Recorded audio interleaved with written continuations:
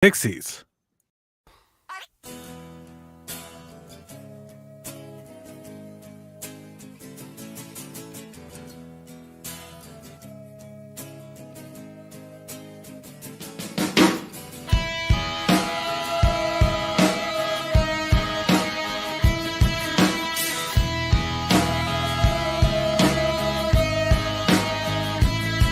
With your feet on the air, your head on the ground.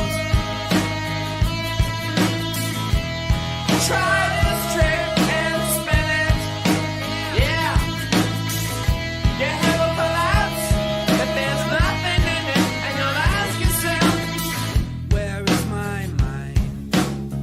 Where is my mind? Where is my mind?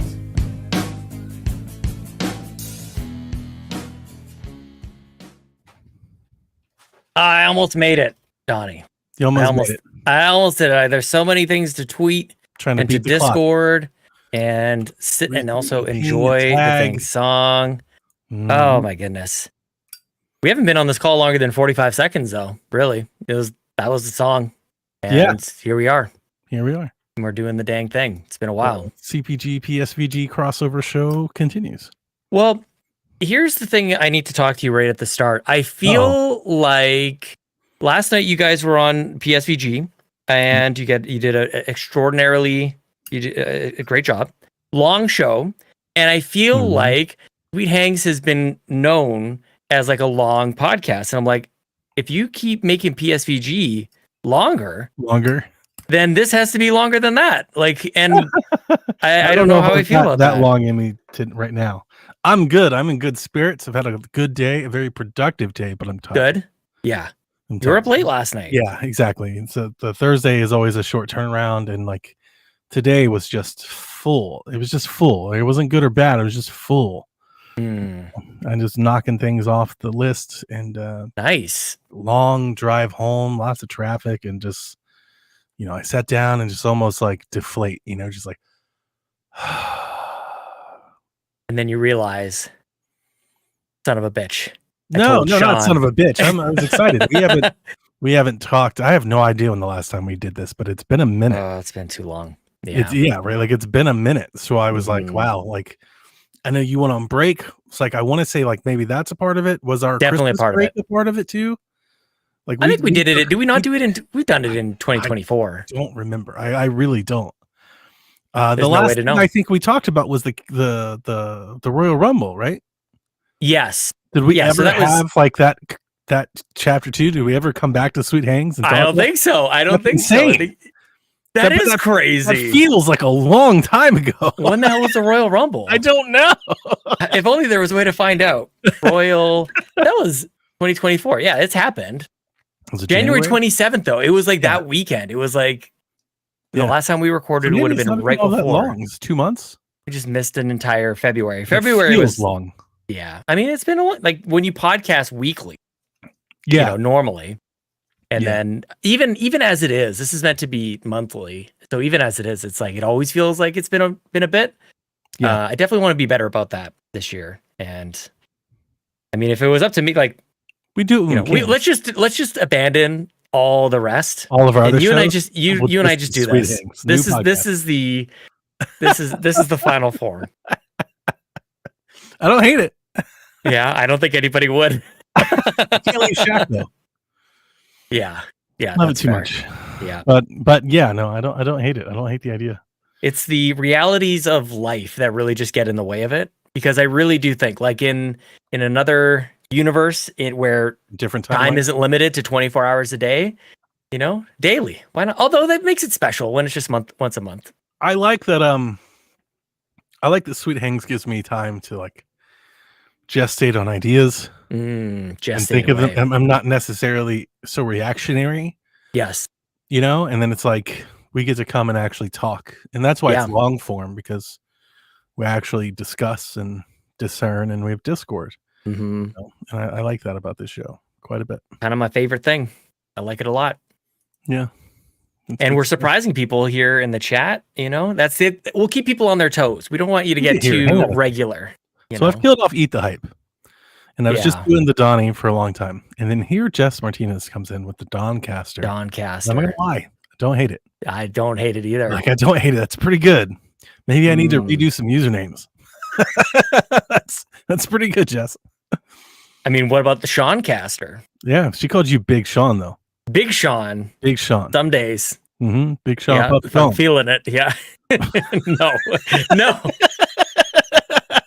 That was the first thing I thought of. Oh no. Hmm. What has he done? Come on, man. I don't know. I don't think I want to know. I'm actually out of the loop on this one. Like, yeah, like I don't know, and like I'm definitely not about to go search for it. Like I don't want to figure it out. Incognito mode for sure. I don't want to figure it out. Like, get me out. Like I kind of get it, and that's enough for me. I don't know. need to know any more than that. I'm the same way, dude. I'm the same. It's like, man, what a week in the news. You know, a boat crashes into a bridge, and Puff Daddy flees on a plane. You got that's my profession's like worst nightmare. Oh yeah. I know people you get there. that call. Yeah. Oh my! I was literally talking to our staff, and I was like, I might quit. Yeah.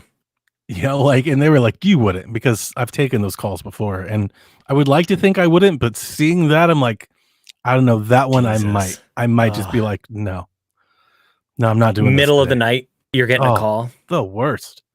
Like and you're asleep. Like you're not on call 24 hours a day. That's impossible. Yeah, no, we have a random event. Like we have on calls. So your duty officer gets a call.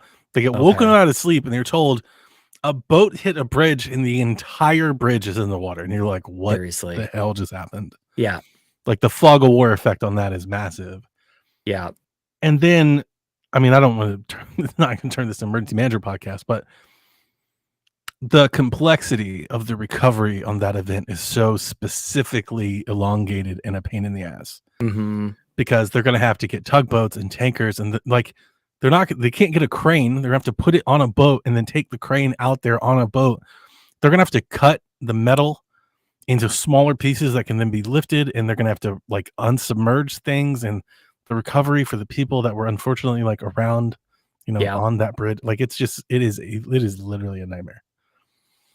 And the thing is, like, it was the middle of the night, so it's like it obviously could have been worse, but like even if this is like the better version of it, it's an absolute disaster. Yeah, it's horrible. Disaster. Yeah, it'll take a very long time just to clean it up before we can even talk about building another bridge. Yeah, Robbie Bobby Miller's in the chat. He's in that area. Yeah. Leaking hazardous stuff all over. Yeah, he says he and like in Baltimore. Yeah. that barge is 2 feet longer than the Key Center building in Cleveland, Ohio, where I'm from. The largest building in the Cleveland skyline. That barge is longer than the what? Like I just heard that. I think it was earlier today. Like that's like, well, let me do it in miles. Like it's over a mile, like almost a mile and a half long. Packed absolutely full of cargo. The mass alone on that thing. Oh my gosh! You talk about the immovable object. Like that's a really good candidate. Yeah, for the immovable object. How does it float? Exactly. It's like it's a miracle that thing is even above water. How is that a thing? But yeah, nuts, man. It's not something you want to see, but just you can't. I have a lot of colleagues out there in the National Capital Region. Yeah, the NCR, and I feel for them. Now, a silver lining, not that it helps anybody that's impacted the victims, of course, but they are actually some of the best in the business. Yeah. I honestly can't think there's a more equipped region to deal with this than them.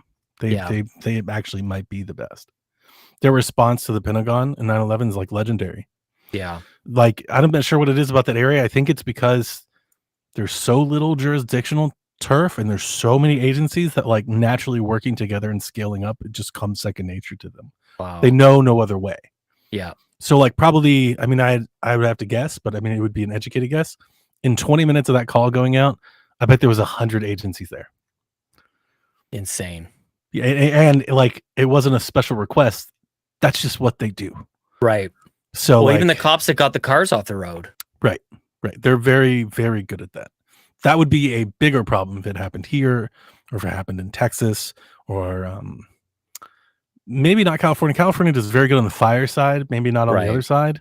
But like in some other places like Florida, there are other places that are way more territorial, Yeah. and they don't work well together as that region. Like when it comes to that collaboration, like that area of the country, You're just getting it done. They're the best. They're Yeah. the best at it. They are the example to which we all aspire Man, to. that would be so frustrating to know that a response could have been better, but it wasn't because they're squabbling or like not clear on. Literally half of my job. Yeah. Yeah. Is just that. Yeah. How do we streamline this? What did we do wrong? Where was the communication fails? Like who wasn't talking to who? How could we have made this better? And yeah, I don't want to make people feel worse about like just know it's a house of cards. Yeah, like, it's not super great. Dude, that's what the bridge looked like. It just touched it. Popsicle and it just sticks all came down. shattered Yeah. Right. Little pieces. Like yeah. Yep. Well, just igniting a new fear for anybody driving across a bridge at any point in time. Any long bridge. You ever driven the bridge in New Orleans? Like Lake Pontchartrain? I've never been down there. No, we have a bridge. We have a bridge here. They have a insanely long bridge that's like just 2 lanes. Yeah, and like it's just you and water for however long it takes to cross that damn thing. I mean, it's a minute. Mm-hmm. There's not even land. There's a long time you're on that bridge. You don't even see ground. Yep. Yeah.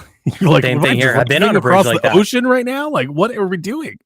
Well, and then there's tunnels that go like under bodies of water too, which I think is in Baltimore as well. I think that's another option to get around there as well. Are these tunnels under there? But yeah, it's like it's kind of nuts. You kind of just get used to it. You don't really think about it. You know, you're in planes. A plane is crazy. It's just floating in the air. Yeah. You know, fuselage, bridges, all this stuff. Like engineering, dude. Like I have a marvel of it. Blasting through the air. Yeah.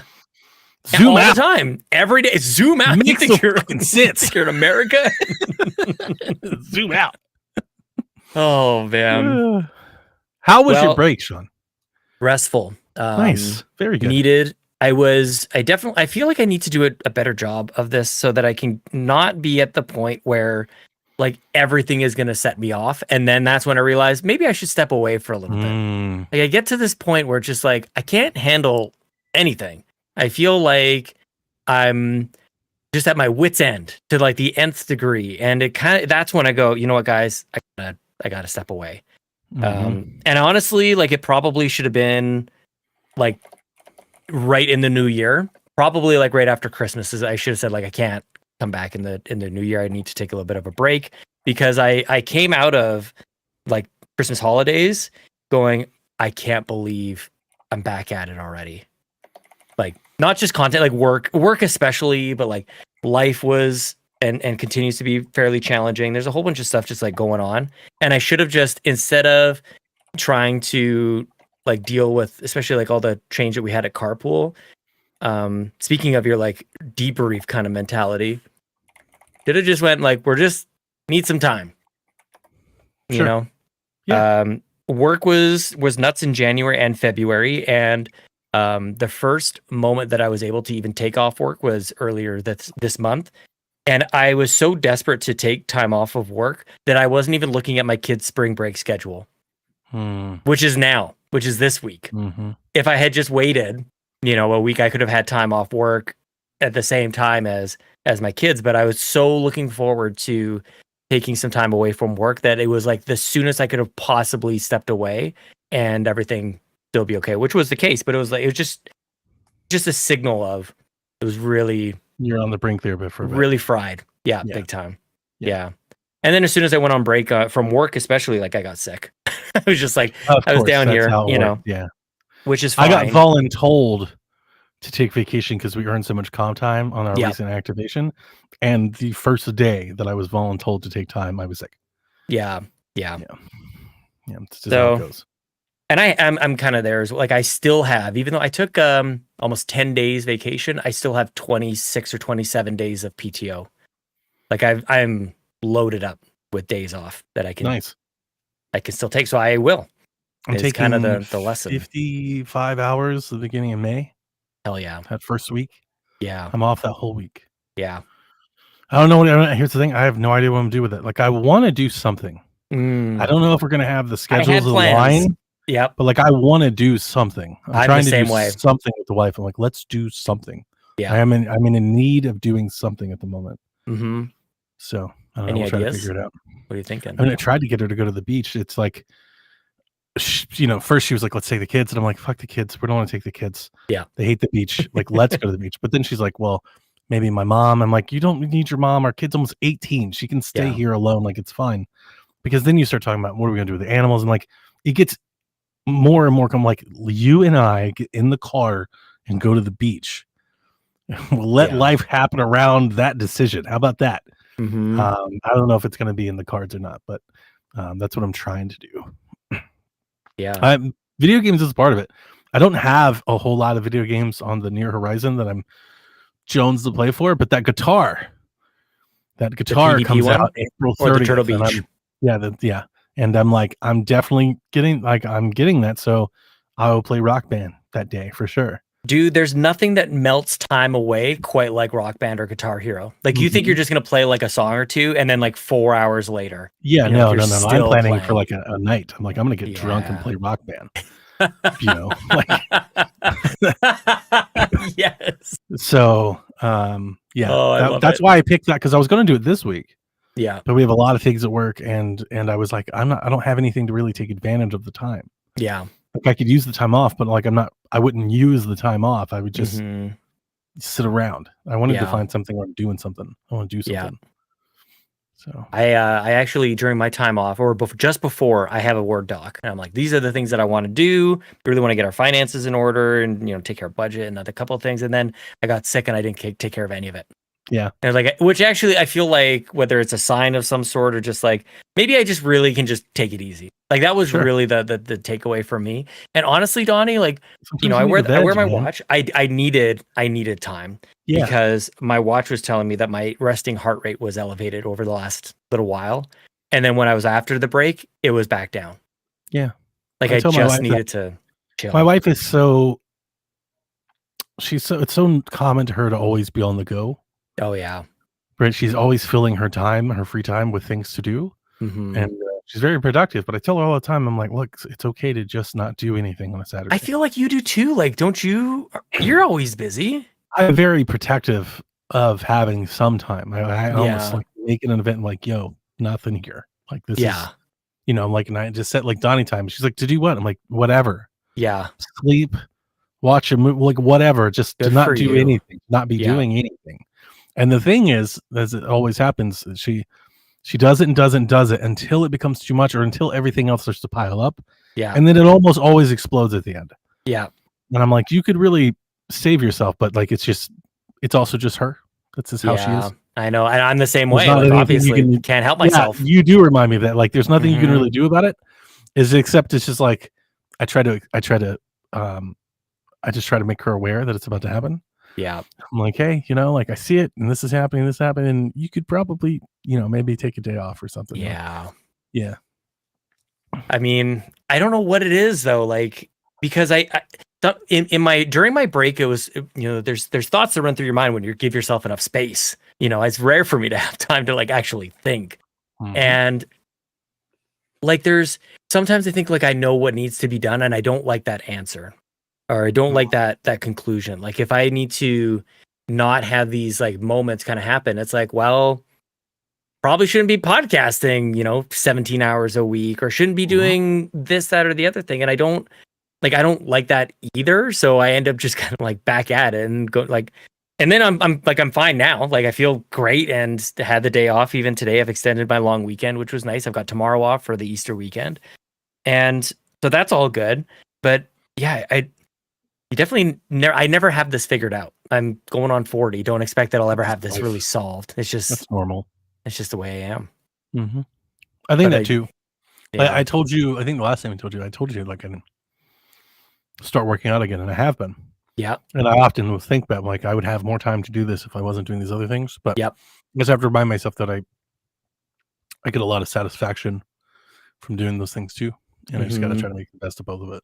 Yeah.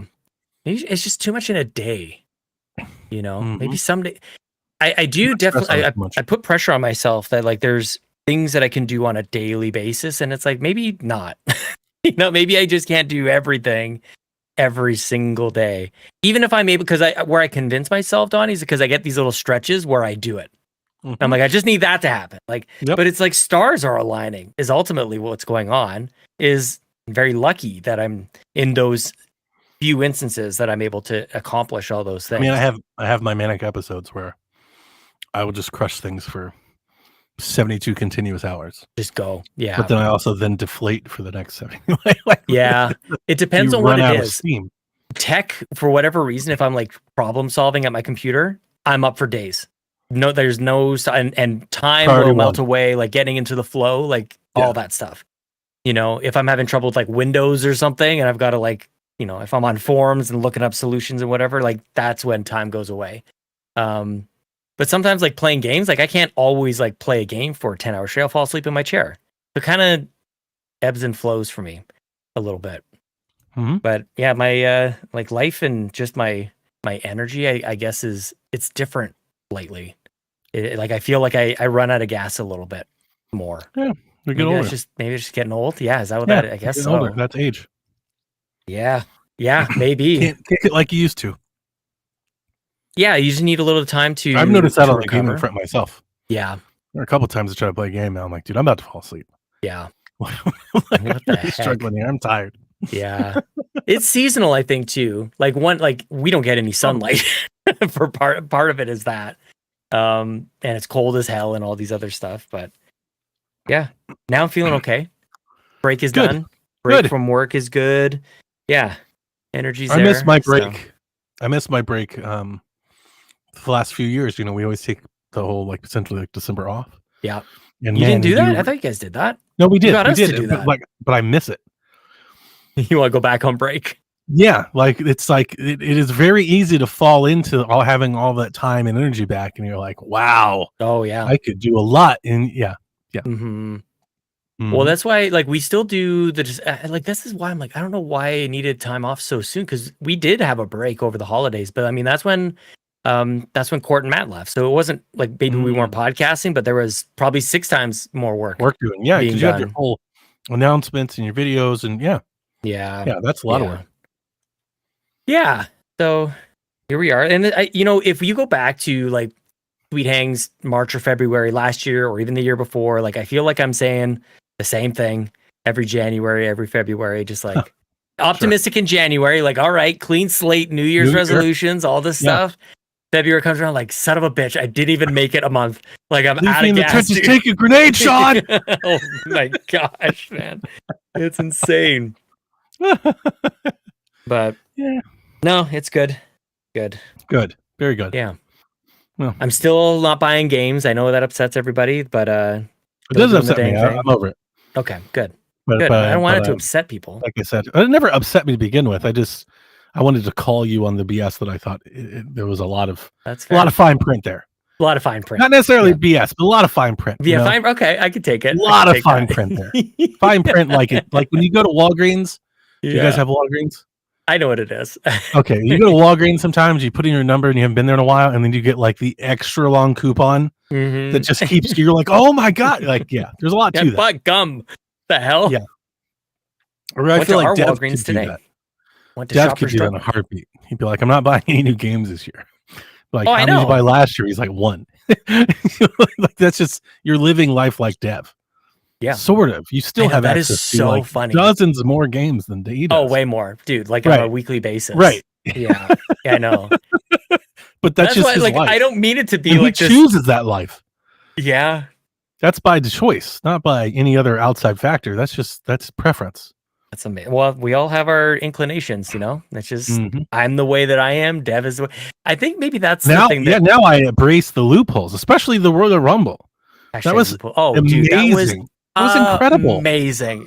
Like it couldn't have gone better. Actually, there's no other version of that goes better. It's the And I best. never imagined that it would actually happen.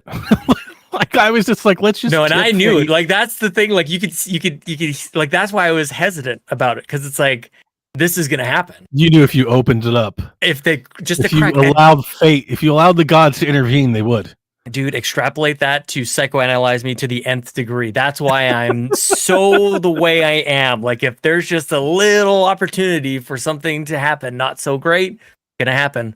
And I'm always like wary of that kind of stuff. Hmm. Oh, I my was just like, gosh. let's just throw it in there. It'd be fun while we watch the show. Oh, so and I good. put it at 15. 15 Yeah. never wins. Right in the middle. Yep. Yeah, never wins. 15 Yeah. doesn't win. I'd love to 29 know. wins, or like 1 wins, or 4. Not. I need to see the 15. distribution. I need to see the You need breakdown analysis of I need this. Yeah, like statistical all, analysis. how many Royal Rumbles should have there put been? money on it. 30 something? Here I am just calling out the numbers. Like, we should have put money on it. Dude, that's a roulette call. Yeah, we could never do that again.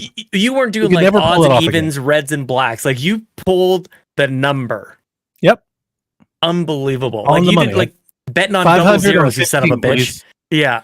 Yep. Not even just a And- number, just like because The the sad part outcome. was, or not the sad part, the fun part was, we knew it when Cody Rhodes walked. We were Oh like, my oh, God. no! I can't believe it. We knew it from the music. That's the Oh fun my part. gosh, man. That was the best Oh, Rumble I've ever watched. Same here. Same here. Yeah, it was the best. And That it was is so much fun. tempting. It's tempting to overdo it when you have such a good time with that. Like, I don't know about you. There's moments like first time we ever played like beer pong, just Yeah. a revelation, the best. And then you Yeah. kind of like do it every weekend. You're like, I mean, it's not like It's not as fun as it. Yeah, the first like, time. we could not recapture that magic. I don't think so. I don't want to. I I don't don't want think so to. either. Yeah, it's just like it came up so organically in our conversation. Yep. Yeah, that was great, dude. It was Because super fun. I was tempted to do like a March Madness thing, but I'm still I finished I Xenoblade. still think you could do that for like picking the game that you want to play. I think Yep. I think this is a totally fun Mhm. way of doing that. But yeah, we could never Yeah. tempt fate again. And then we're just trying to recapture a magical moment that we had. Totally.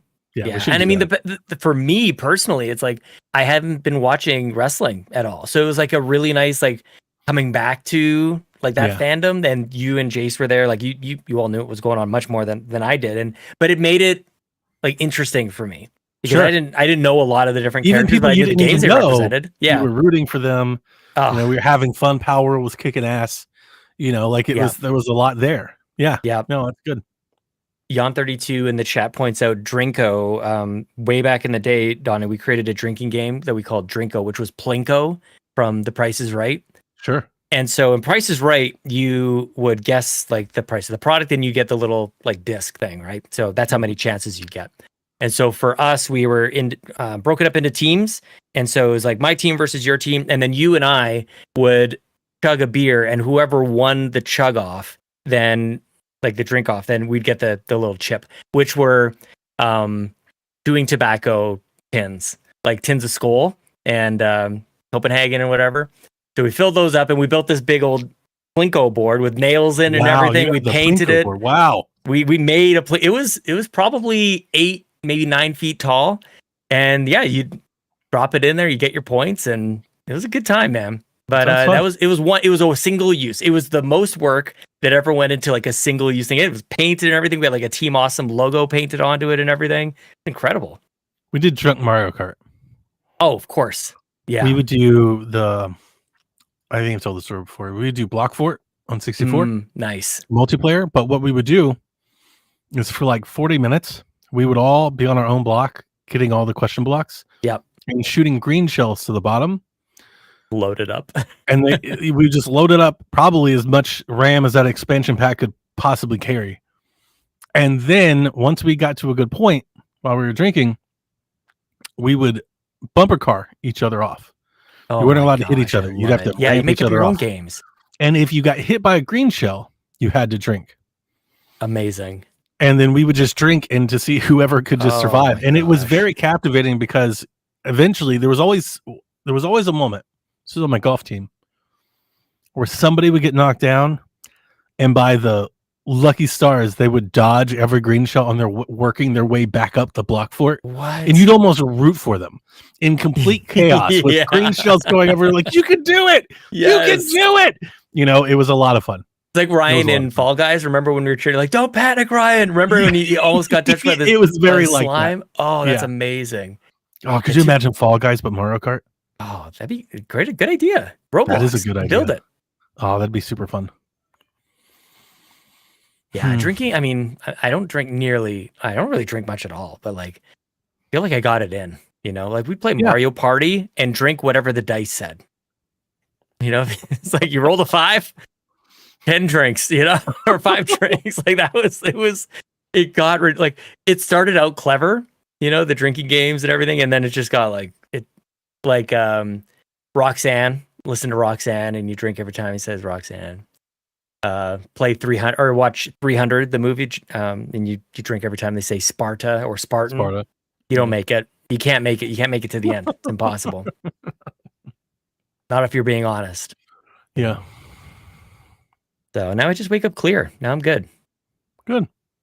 Not too much. And we talked about the work stuff. I don't know if it gets you in there, but if you don't want to talk about it, you don't have to. But are you still on that same path? I think so. Yes. Okay. Probably by next month, I think I can say more. Okay. But conversations are happening and it's interesting. And yeah, I'm realizing I'm live on the internet right now, which probably isn't a big deal. That's but why I didn't want to throw you right out there. Yeah, but you know, like Chelsea is super supportive of whatever. So that's always nice. You Yeah. know? And like you said, for me, I'm sure it absolutely rings true for you. You probably do excellent work, and I'm sure you'd be great, whichever way you go. Well, and I want to do like I want to feel like I'm doing great work. Like regardless of how things are now or where they will be. Like I always want to, like I'm my own harshest critic, I think. And I know when I'm doing a good job and when I'm not. Definitely are. Yeah. Yeah. Yeah. I just want to make sure I'm in a good place. And I mean, it's weird. I don't know if you think about this as well. Like when you're the breadwinner. I don't know what else to put it, but like when it's a different responsibility that I don't know that there's any way to like really prepare for it. In the way of if there's a choice to be made, like what that could mean, like what are the ramifications and the like you valuing security, you're more risk averse, certainty, you have people that depend on you. Yeah. Yes. Yeah. For sure. Otherwise I just quit and do this all day. Yeah, you do whatever you want. Yeah. No. Yeah. No, you got responsibilities. You can't act hastily or out of emotion. Not really. No. Definitely have to catch myself and just know that there's usually a breath to be taken. That's why my whole thing was kind of dragged out, because I was very mindful the whole time of like don't overreact to like don't counterreact to exactly how you're feeling today. Yep. Because there were moments where I was right there. Yep. Like I could have just at any moment just been like, you guys, I'm out of here. Yep. And I just kept telling myself like, don't do that. Dude, Smoking Joe in the chat said, I quit my job today. I have been free, feel free, been here for 11 years. Wow. Long time, man. Yeah. Quitting your job after 11 years. That's even, you know what? I feel like if you're at a place for that long, no matter how you leave, it's going to be something to process. Yeah. It's just so much of your life. That's why so much of, we didn't talk about this on Sweet Hanks, but mostly in PSVG, I've been going through a lot of that the last 3-4 months or so as we've had a change of director. My director that I've worked for the last 11 years, I've been at the agency for the last 16. Yeah. And just when I got hired, I kind of predate everybody that's there. Mm-hmm. I was there before all of them. And I joined the agency in some really, really dark times. And a lot of people thought we were going to be shut down or replaced and all that. And we resurrected it and we pulled it back together, of which I do feel like a tremendous amount of ownership in. Yeah. Like I specifically or personally had a heavy hand in that turnaround. Mm-hmm. So it also wasn't a decision I was making lightly, because it means a lot to me. Yeah, man. But yeah, no, it all kind of worked out. I had several offers. One I was about to take, and instead of taking it, I sat down with my current boss, and I just let him know. I was like, "Hey, here's what's going on, and here's what's being offered to me, and I'm probably going to do it because it doesn't seem like you're that interested in me doing this." And I was like, yeah, and I was just, it was actually really refreshing. Something I don't think my old boss and I could have done. My old boss and I were too emotionally connected, I think. Right. We had too much history. Open. You can't be that. Yeah. With the new guy, he's actually kind of like a straight to it manager. Yep. Like with all of that. So I was like, so let's sit down. I was like, obviously, I'm not going to beat around the bush, and I'm not scared to tell you, I have this offer. Here's what the offer is. Here's why I'm entertaining it. Yeah. And I was like, and here's why I'm entertaining the offer, and here's why I'm entertaining leaving you. And those are two different things. And ultimately what happened was phone calls were made, and like people got involved, And it kind of blew up. Like it kind of just really got I would say out of hand, but not on my end. But like when other people found out, when decision makers found out, like it became like a DEFCON 1 thing. Yeah. I got pulled into like the county manager's office, the principal's office, the chairman was there, like the state director called, Yeah. like he was on the phone. Like I was like, this is really insane. All of you guys. I was like, and ultimately they were like, so what's the deal? Like, why are you thinking about this? And for once, because I felt safe either way, I was like happy to just be really blunt and honest about it. Yeah. And like simple. Yeah. That's what you We need. don't have to have a 2-hour conversation about this. I was like, look, this new guy's here, and I'm not saying that I don't like him, but his role for me or his view for me is very different than what my role here is. And I Yeah. just looked at them point blank and I was like, and I feel like I've earned more than that here. Mm. And I was like, and I think you all know that I have. And I was like, and if that's where you guys think this is, then I was like, it's not that I'm leaving you, it's that I think you need somebody else. Yeah. That's not me. Yeah. And they just kind of reversed all those things that were giving me issues. Like at the end of the day, they were like, you're not going anywhere. They were like, so what do we have to do to make Yeah. sure that that doesn't happen? And it wasn't, and I don't mean to say that in like a dollar and cents ways, because it really wasn't. It was more of a quality of life thing. Yep. Totally. And Totally get so it. like they changed my job spec, they changed my title and everything. So I basically became like a program administrator, almost like an IT person. Like we have special class roles that are for them. So it's, you don't manage people, but you are a manager of things, Yeah. right? Of systems. Yeah. And those are reserve roles for like your sysadmin and security admin. So they kind of just gave me one of those. You're like, you're now this. Yeah. And I'm kind of like my own department. I'm still And within that my fit? department. That was but I'm my good? own. And I was like, yeah, we can work with this. I'm fine with Hell it. yeah. Yep. Because there's something about like the continuity. Obviously, you were entertaining. That was a somewhere huge else, part like- of it. It was twofold. Yeah. The county and the city don't like each other. Mm. You know, they're like rivals. Yeah. So the county manager was like, you're definitely not leaving to go over there. Yeah. They're like, if you told us you were going to FEMA, I might swallow my, like, we're going to miss you. Yeah. He's like, but you're going over there? He's like, no, you're not. He's like, I don't care if we had a bar at the door, you're not leaving. And, yeah. And, you know, there were changes to like the whole county is actually, they've been on a kick right now to like eliminate the work from home stuff and all that. Yeah. So a lot of things have changed on that front, but I was actually felt much better about accepting a lot of those things because of the changes to my day-to-day and my reporting and like my job. Can you my work from role, home? what I'm doing. They cut it back, Yeah. but I also got a raise. So I'm like, I'm also feel like I'm almost been compensated for that, Sure. Yeah. you know? But you know, we had that ransomware attack Yeah. and, that I talked about. There was a 2-week period there in the front of that thing where I was on fire, like just owning the day. And that really did a lot for the new guy. Mhm. It was like the first time that he saw me in action and saw what I brought to the team. And actually since that moment and since like, you know, all these talks happened, it's been a night and day difference with him. Wow. Like he's actually, it's been almost like more of a, he comes and talks to me often. He's like, here's what I'm dealing with. What do you think we should do? Like, what do you, like, it's been more of like that advisory role. He's like, Love that. and that's what he told me. He was like, you have a lot more knowledge of how these things work than I thought. Yep. You know, like, and he just got to know me. I don't want to say he underestimated me. He just got to know me. And I think he realized that. And It's more of a like people having disappointed him in the past and then you getting sort of like swallowed up in that judgment. probably, You know, like probably more than anything. Like obviously he doesn't know I also think he thought like I could just go and nobody would care. Right. And then when like the regional administrator started to call and the state head started to call and the director of Homeland started to call and then the county manager started to call Oh my and the strategic, gosh. like when everybody else, and I was like, yeah, man, I was like, no offense, man, but I've been doing this a long time. I have a lot of partners Mhm. here. Yeah. There's a lot of people that value me here. Maybe more than you did. And maybe he just needed to learn that a little bit, you know?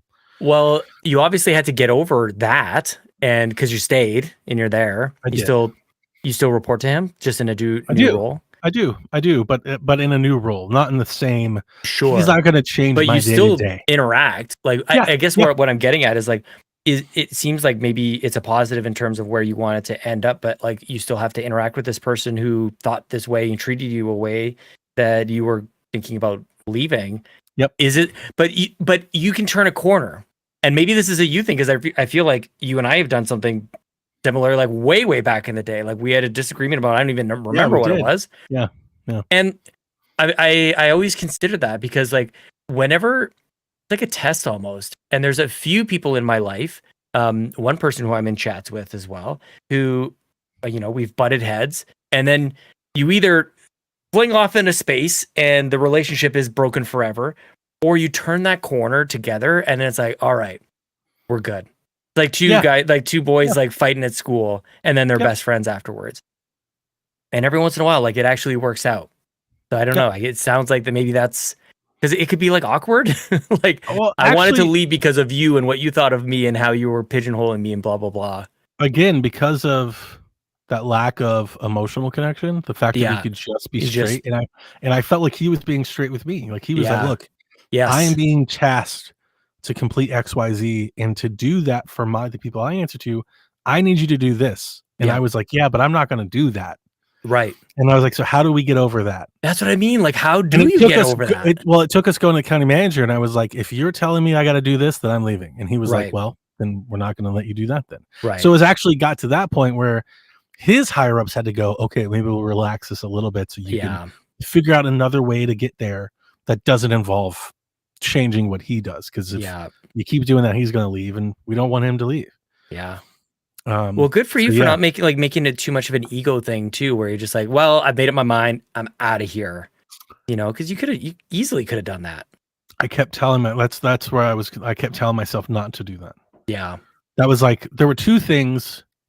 Because I was on the brink there for like 2 weeks there. I was really in a distraught place. Mm-hmm. And I kept telling myself throughout that. My wife kept reminding me throughout. I kept telling myself two things I settled on. One, don't overact and do something that you regret. Yeah. It'd be very easy for me to pull the plug, go to another job, and 2 years from now wishing I'd never done that. Yeah. Right. So like take in the seriousness of the situation and don't overreact. Like play your cards. The second thing that I kept telling myself was don't budge on the premise that I'm excellent at what I do. I'm successful at what I do, and I want to keep doing that.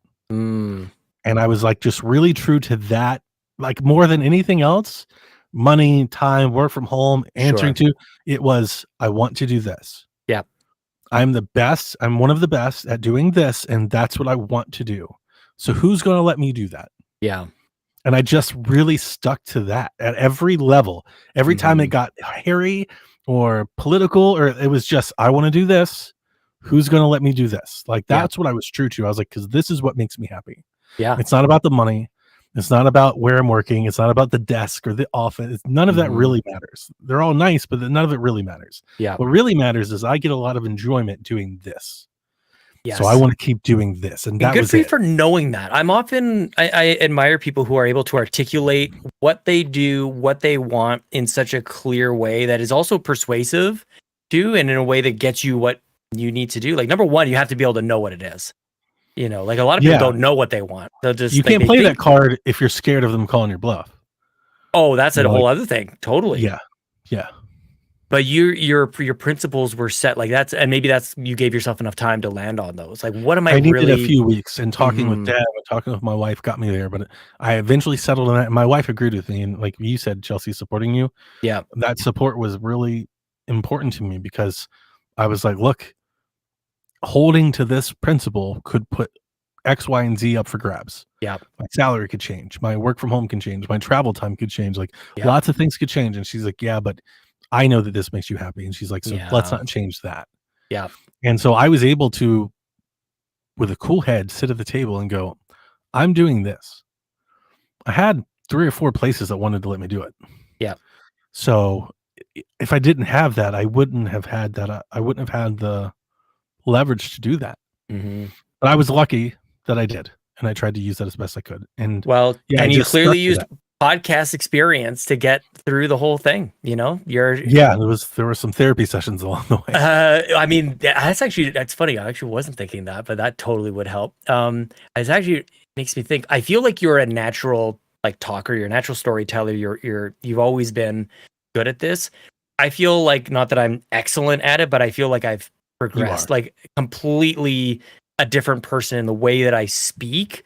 You wouldn't even recognize. I was about me to say 10 I years could ago. not. I can't say how you are at work because I've never seen you at work. But what I can tell you, F-bombs. and I think people A that nice listen on to me, podcast, and I'm an asshole in work. I think people that listen to me know this to be true. I am the way that I am. At Right. work. Right. You know, I only have the one speed. Yeah. So, yeah. Yeah. No, I mean, if I needed to get something, if I needed to like initiate a idea or project or bring people together or ask for a raise or whatever, like I'd be so nervous to even hear myself speak 10 years ago. Like that's what like the practice of podcasting has been very beneficial for sure. Of course. You know? And a little like this show is not exactly the example. Spirits. Totally. And that I builds talk about that all the confidence. time. Reps. And you also like I often find I'm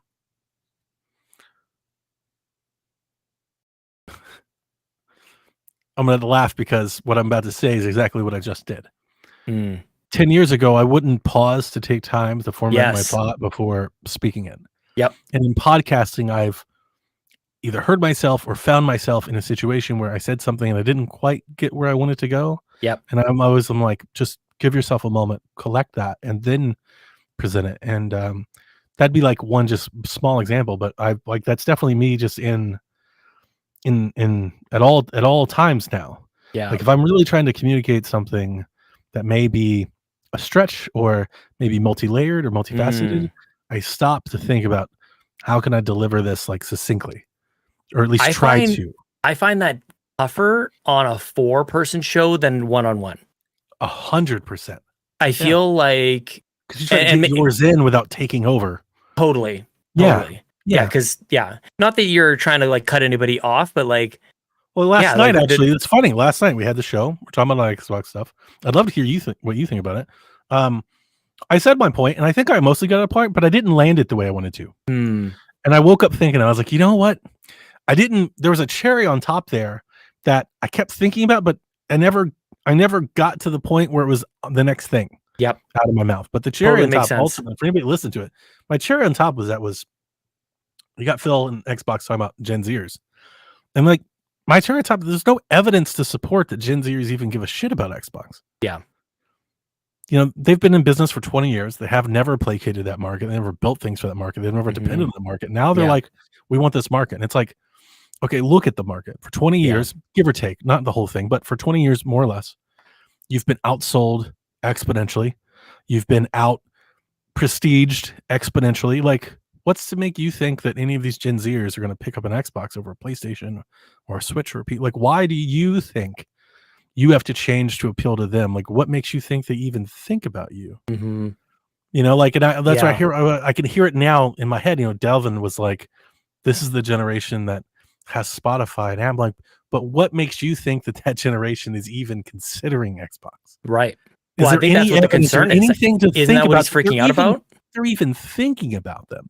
Yeah. They're not even on the radar. They're playing Fortnite. That's the problem statement. I think the context you alluded to was they haven't earned it. Like, it's not just that they don't think of Xbox. It's what other possible outcome could there have been when you rewind the tape 25 years?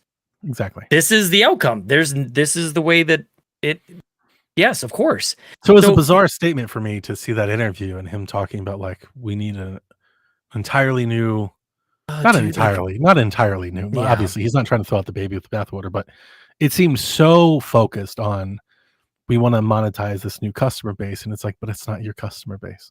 But why is he discussing the whole strategy so openly? Like I don't know that I really understand. So maybe like, is it prepping the main audience for like when something weird happens and like, oh, this is in relation to the Gen Z thing?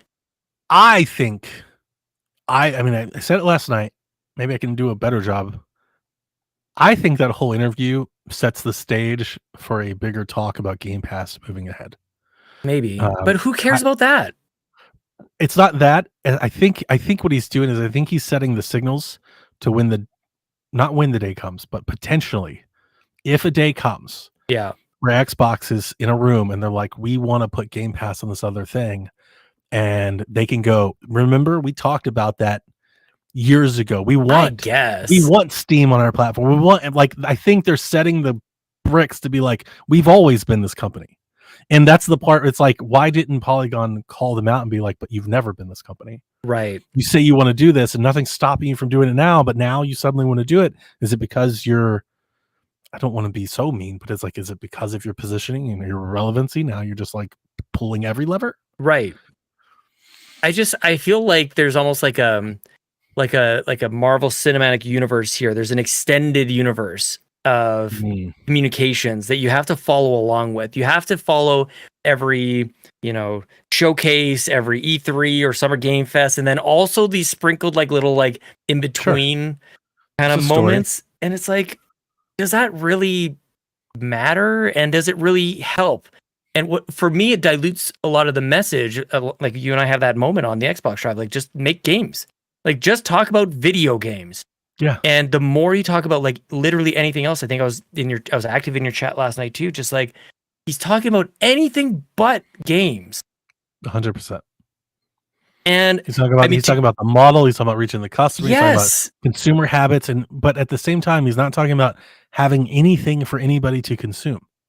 And it feeds into, unfortunately, just, and this is my take on, we talked about it a million times, like, which is with podcasting. It's like it gives all the people who talk about this stuff more things to amplify that aren't 100%. Games. Yeah. It's just, we've got Hellblade coming out in not too long here. We're not talking about that. So I think when I was talking last night, I was trying to speak for us. Yeah. Like that's the crushing part, right? I'm not sure where you land on this. I haven't heard you, but like where I'm landing is it's almost crushing because it's like we're on the cusp of what they've been talking about it for so long. Yeah. And right here on the doorstep, they're like, fuck it. Let's pull the plug. Like, what? No, just run it in. Just run it in. What are you passing for? What are you run it in? Yeah, that's what it feels like. It's like you've got Hellblade, all these games lined up. Call of Duty can come. Like you haven't even tried yet. Yep. Like you struck out before you ever got in the box. Like what are you doing? It's like it's such a sports analogy. It's the team that's never been to the championship game before. Oh. They haven't lost yet. They don't know what it takes to like really win. Rated before even any of it really got into it, just seeing all these headlines about him talking about like these demographics and the kids today and everything. And I have like this weird bias. This is a toxic trait of mine. Whenever this is awful, actually. Whenever I hear any leader, any organization, any like video games, whatever you want, whenever somebody starts to obsess about the kids, the Gen Z, I'm out. That's pretty wise. I'm completely out. And it's just like, well, obviously you should be thinking about like the next incoming group of people, whatever that is. But if you in the same breath spun out Toys for Bob to go independent. Like in the same week. That's what I mean. Because it's we gotta get a younger generation. It's like you just fired the people. That's what I mean. It's not a genuine thought almost ever. It's not one that has any like real critical thought. It's so common sense. It's like feels like a buzz term. He's like, let's just get it out there. We should go after the Gen Z thing. It's like, well, we should go out for walks during the day when it's light out. Like it's as obvious as that. And so I just feel like it's so lacking in creativity, critical thought, any sort of strategy. It totally lightens everything that you've said. Where have you been for the last 20 some odd years? And if John 32, F them kids. That's definitely not what I'm saying, but it's just show me the games that you made for these people. Totally. Show me the efforts that you're doing. You say you want to be open and have Epic, and why are you charging for gold? Why are you charging for online? Yes, it puts everything. You're able now to challenge everything. When you're saying, well, the problem is that we haven't got these kids, and it's like, all right, this has been my growing issue, but my voice issue with Xbox the last few years is I feel like they stand on nothing. I mean, this is kind of like that last bit, and that's why I was quite active in your chat last night too, because I'm just like, I'm kind of with you. And there's been nothing. They have there's nothing. I don't know. No chutzpah. Yep. There's nothing they believe in. Yep. It's just like analytical trends. It's just whatever the dashboard is telling them today. Yep. You know, we believe in exclusives. We bought these for exclusives. These are no longer exclusives. Yep. It's gold. We're changing this. We're going to Game Pass. No, we're not. Like there's no, I don't want to say There's no rigidness. identity. There's no leadership. There's no belief. There's no Yep. belief in what they're doing. Yep. Nobody there says this is going to work because this is the best thing. Yep. There's none of that. There's no Yeah. belief there. There's no character. Well, the whole know? industry is falling apart. The whole industry is shrinking. Like it's not. That's what I mean. Like when you start to articulate the problems are larger than even you can chip away at, then stop talking. Yeah. Get out, figure something else out, and that's where it's a cliche on the internet right now. But it's the whole like clean your room kind of thing, which I actually believe with Xbox. Like make the games. That's the analog there. That's the comparison. Stop worrying about how many billions of people there are on planet Earth. Stop worrying about like where if people are moving from north to south or whatever else. Gamers and all these things. These are all true, but like, yeah, Nintendo's still figuring it out, and PlayStation's still figuring it out. Like, just if you build it, they will come. And build the like through that. It's through consistency where you have an expectation where people go, "Oh, I know what I'm getting here," and it's just that's your point. That's like the thing. The leadership. There's no. Like, how did this happen? They had it when they came out with point. Right. When they came out with that 4-game thing, you know, I was pretty critical on our podcast. I was like, yo, like, I just don't believe him. Yeah. I know they had this podcast, they said it, and everybody's like, this isn't a big deal. I'm like, this is a huge deal. We're seeing an entire publisher open up to putting games on other platforms. I was like, it's not going to stop. And everything he said in the interview was like, it's definitely not going to stop. Yeah. None of this is going to stop. Yeah. They're just like slowly wading into it. And that's the other thing. It's like, have conviction in what you're doing. Belief in what you're doing. Say out for me. We're going to do this because this is the path we're on. This is the path we believe in. I feel like they have none of that. So where does this go? Like, I've heard a lot of people talk about like, this is doomsday. This is the end. Like, what do you mean? I don't know if it's doomsday because I think they can kind of do everything, and just like they can just like do everything but nothing very well. Sure. Like, they can have a console that sells but doesn't sell well. They can have Game Pass that has subscribers but doesn't have the masses. They can have games on PC that isn't Steam. They can put games on PlayStation that doesn't also PlayStation, Nintendo. Like they can just kind of be the jack of all trades and still be profitable. Yeah. So I don't think it's doomsday. I do think we are now running into an issue based on the rhetoric that Phil has spent and the direction that the hardware is seemingly going in, that I do think now there's going to be a lot more consumer questioning as to why they should be there. Yeah. That's what I mean. Because it's got to be more than just I like Xbox, which is kind of where I'm at. I can't answer for them. Like, why would you? Like, I'm actually in that boat now. It's like, how could you go all in? They're not all in on what they're doing. They're not all in on them. Like they're not all in on what they're doing. How could you ask consumers to do the same? You know? Well, I'm trying to wrap my head around that. Like, because I think in a certain extent, Yarden says they are all in as far as first party games coming day and date to Game Pass. Like that's pretty fucking all in, dude. Like that's chips in the middle kind of thing. But then at the same time, you can also purchase some of those games eventually on other platforms. And I'm trying to like, it's funny that there's a theme here as well. Like I think when I play it out in my head, I think we fast forward like a year and a half and Xbox is still around, maybe even 2 years, 3 years, Xbox is still around and games will launch exclusively into Xbox. And then a year and a half, 2 years after that, they'll show up in other places. So and it's just not a big deal. I feel like you and I have talked about timed exclusivity for Game Pass and hardware. I just think it's not a big deal. And making that the model. Right. And like just saying, but they don't say that, I guess. That's again, they don't say, hey, we're changing how we're doing it. And this here going forward, here's what we're doing. Yeah. They don't want to do that. They want to sit and like, well, it's just these 4 games and maybe we'll do some others and we won't say what they're going to be. And we won't even tell you which ones they are. We'll let the team say it's that. Yeah. You know, it is that. I probably mostly agree with you. I think that's probably the most common. I just looked at PC releases. Like I just think like Xbox was the first one to have their games show up on PC, and then PlayStation started doing it as well, which made it okay for them. So it's like there's almost like there's a counterplay that can happen, and we're starting to hear some of those things on the PlayStation side that make me believe that they'll follow suit a year or two after that. I do They'll like think, yeah, at Xbox least take that first on hit. the PC front, they'll do that. On the grander scale, you say doomsday. I wouldn't necessarily call it doomsday because I don't think it's a bad thing, but I do think there exists a plausible future where you could just more or less think of Xbox as third party, in the sense that they're more ubiquitous, they're more software focused. Like after the floor game thing and this stuff, like the thing that I keep coming around to, my little buzz phrase, is that it feels more and more like Activision but Xbox. Like it feels like Xbox has changed since acquiring Activision. They no longer feel like the Xbox that they were before they entered the agreement to. Like that Xbox, the 2019, we're buying these studios, we're building these things, Game Pass, we're pulling out of this. That's not the Xbox that we have now. That doesn't seem like the same company anymore. It feels Which like part are they pulling out of? What do you mean? What do you mean? Then you say, look, we're pulling out of this.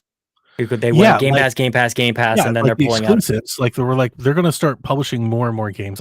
Do you not believe that? Because I just believe that since this has happened, I've believed this to be a certainty that more of their games will be, as you said, timed exclusives. They'll be showing up on I think so. As many platforms as possible. Yes.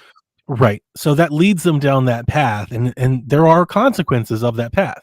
You're going to see more and more people go, well, if I can just play everything on X device, whatever it is, why have two devices? Why buy this one over the other ones? I think that's a real thing. So then that brings up more questions.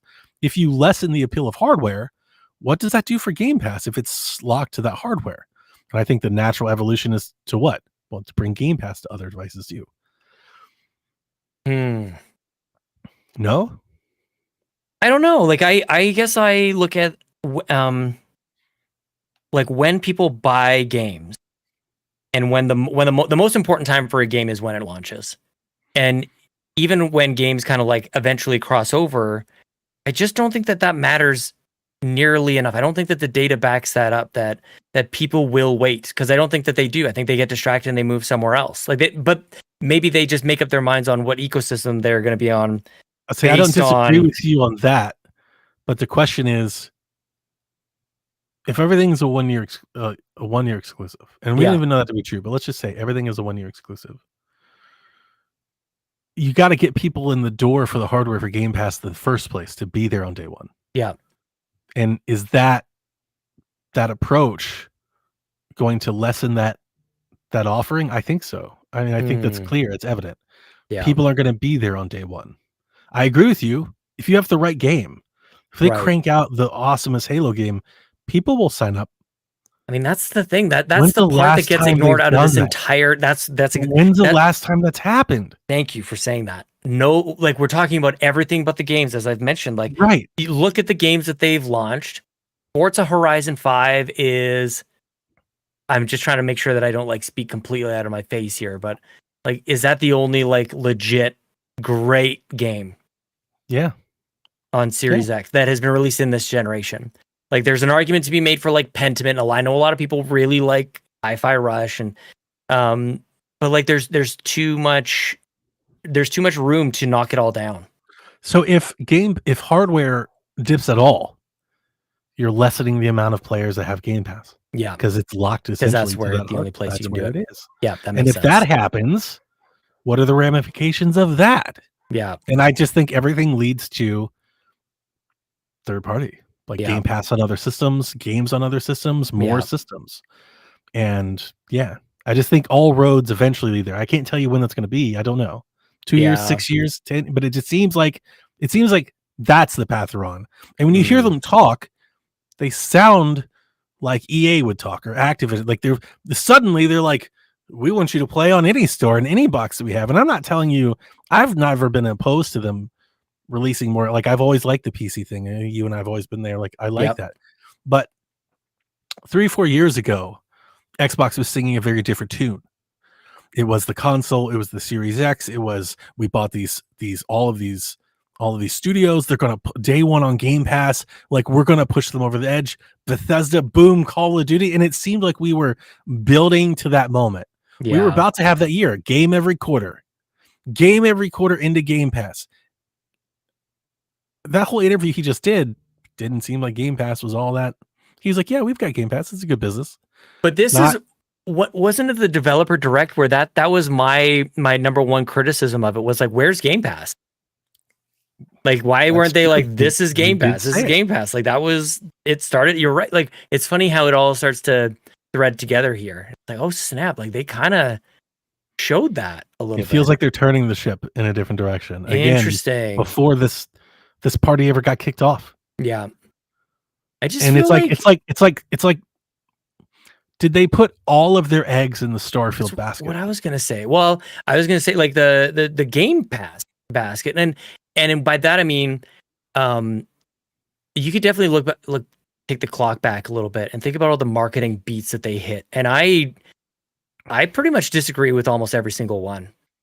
Not all of them, but almost everyone. And by that I mean, you know, they talk in these interviews and they throw a thing up on the Las Vegas Sphere and all these other things. But like, and that's all well and good. That's all very fancy. But like, you sold the console without the 3-month free Game Pass thing. Like it's We've been on that since day one. Well, and I just feel like it changes the trajectory. Like I what is the fundamental? How do you get people involved? And they do everything, but it's all on the periphery. It's, you know, the future, this and blah, blah. It's like you need somebody to get it. It's all you need the behavioral. It's all appetizers. There's no stake. Totally. There's no stake. There's no main course. It's not like the whole reason that this whole thing exists. Yep. Is to play games. Yes. Yeah. And it's everything but that. And I think that's why Nintendo succeeds so much. You know, it's just a completely different model. Like it's a different pathway of thinking, actually. John 32 says, unless we're missing something in their strategy, I feel like they're telling us all of it. What it seems like is like they had like a Doctor Strange thing. They saw the future and they went, oh shit, we got to do something weird in order to not have like this catastrophe happen. And now they're changing it. You know, they're like, oh, they saw the future. I think the handheld things are true. I do think they're going to have another console. I hope they are true. That's where like the third party thing comes in, is where I think they can be, again, not just third party, but like the jack of all trades. Yeah. I think they're wondering, like, can they just overwhelm this with quantity? Let's just do everything. Yeah. Let's put everything everywhere. How do you want to play Xbox? On your phone? Yes. On a handheld? Yeah. On a console? Yeah. On your PC? Yes. On your PlayStation? Yeah. That's where I think that's where I think they're kind of headed. Amazing, because it does seem like I could see how that strategy would be won over in a boardroom. Like we got to get to all these people, got to be where they are. It feels very Microsoft. Totally. But it's also, you can't be everything to everybody. So that's where the loss of identity comes from. The loss of identity will come with consequences. There will be ramifications, and like the identity of the brand and how people feel about the brand, and potentially losing the customers that have been there for that brand. Yeah. And what does that do? Well, now games take forever to make, so it's not like there's a slew of like, these are the Xbox games. And I really do miss E3 for this reason too, because you got like a theme almost, and PlayStation took it to the nth degree with the final E3, where they took us from like this location to the next location. Yeah, you know, like they had like, you know, like they have like these bundles of games. You're like, when you think PlayStation, you're gonna think these games, and I actually really understand why they would have done. Totally. Yeah, totally. They have an identity. When you buy PlayStation, here's what you're getting. And same with Nintendo. And I thought for Xbox for years, I was like, it's going to be shooters and RPGs. Yep. Like they are going to set the market on Doom, Call of Duty, Halo, Gears, you know, Oblivion, Elder Scrolls. Like this is the shit, the Outer Worlds and Fallout. Like this is their thing. We never even got a chance to see it. Yeah. I do like, this is all to say, like it's one thing to be like an armchair quarterback on all this stuff, but there are so many threads to pull in video games. There's so many ways that you can approach this, that it can get overwhelming. Like, what are you supposed to, like, really, what are you supposed to do? And that's why I take uppance with this. Oh, it's the Gen Z thing. And it's like, it's because you've gone after everything else. We got to be everywhere. We got to have the right price point, you know, with a Series S versus the Series X. We got to buy games and throw those into game. It's like, they really are pulling out all the stops, but like none of them are the thing. I hate to hit it with you again, but in his interview, he was like, where do we find growth? And I so badly wanted to hit him with the GIF. Just make good video games. Seriously. You'd be surprised at the growth you'd find if you dropped the next Last of Us or the next Mario Wonder or the next Breath of the Wild. Growth would come from everywhere. You would see infinite amounts, exponential amounts of growth. If you hit us with the best Call of Duty game that has ever been made, the best Doom game of the year, growth would be there. Totally. There'd you be have so the much resources. You have now a billion studios. Like anybody who needs the time can take the time. Like so now it's a matter of like actually the execution of it. Do you think they think their games are that and it still isn't good enough? Do you think they were like Starfield's incredible and it didn't move the needle? No, I don't think that. I think they should have a pretty good sense of like where their games stack up against others. And then one of the reasons I think that is with Phil's interview with Kind of Funny is like it doesn't matter if Starfield's an 11 out of 10 or not. I feel like he kind of knew to a certain extent. And then that's where he and I would just disagree because I think it does matter. I totally think it matters, and that's what I'm saying about like the fundamentals of stuff. Let me ask you another question as a follow-up question. Do you think they're incapable of making that game? What has been shown might just so. Like after so many years, do you think they're like, we just can't? We make great video games, but we don't make those video games. And how do we? If that's our reality, are they now like trying to shift around that reality? This is where I end up like pulling one or two examples out of 40 to try to defend the point, which is not what I'm trying to do. But it's like you got a Gears of War or a Gears 5, which I think is excellent. Sadly, it's in a position where you're going to compare it to the history, which a lot of people hold with high regard. So that's one thing. They're not doing a God of War thing where they're going to reinvent the game itself into a totally new experience. So they're missing on that. They haven't really been able to do. Seemed like they kind of tried, not tried, but like they reinvented the story. They refreshed. They were showing like open world stuff and all. Like I wouldn't be surprised if Gears 6 is like this is different. Well, and that's the Xbox. I guess that's it in a nutshell, isn't it? Like they were showing, they were trying. But they didn't go all the way. That's true. But there were glimmers of. We don't know. We have no idea if that means anything. Maybe they're just trying it. But there were glimmers of. We're thinking about other things here. There's like this is very much like Uncharted experience. 4, actually, as it turns out. Very much like Uncharted 4. Mm-hmm. So Gears is I always compare those games. Totally. I think they're very comparable. Absolutely. Yeah, you have like a set of motion and traversal that fits the first 3 games, and then you try to go bigger. So how can you do that especially in Gears when you're clunky and all these other things? Gears 5 is one example. Sea of Thieves is another example of like, that hit. That took and off. That's rare. Like that is hard. Yeah. I love the rare. I meant the studio. Yeah. It's hard to do. They've penetrated on an ongoing live service game that has monetization that's not required. Yeah. The people are happy to buy sales. Fable could be next. Fable, like this is again, like just give us time, guys. Like it's possible. But what we're essentially doing here is like ranking the studios. Like I believe in the Coalition. I believe in Rare. Whatever Rare's next game. Playground, of course. And the interesting thing about something like Turn 10 is I think it's undisputed that they're very good at making racing games. The latest Gran Turismo game is done very well. People really like that as well. But is that Xbox exclusive forever? Or do they want that excellence to be everywhere else? And that's the tricky thing. I think it should stay. I think Forza should stay in Xbox. And I do think that there should be a select set of franchises that only ever exist on Xbox. I'm quickly coming around to the idea that I think it might be in Xbox's best interest to just pull the plug and go third party. Maybe. I feel like maybe they'd be accepted more by more people. Yeah. If they were just day and date everywhere with everything. I don't want a PlayStation. I don't like the size of the console. I don't like the controller. I don't like interacting with it. So there's a part of me that thinks when they bought Call of Duty, I think they realized, maybe I don't want to say realized because we are kind of throwing around realizations and conclusions that we don't even know if they've come to. So just in all fairness, I think there's something to be said that they're the steward now of Call of Duty that they can't make exclusive. Same thing for Minecraft, right?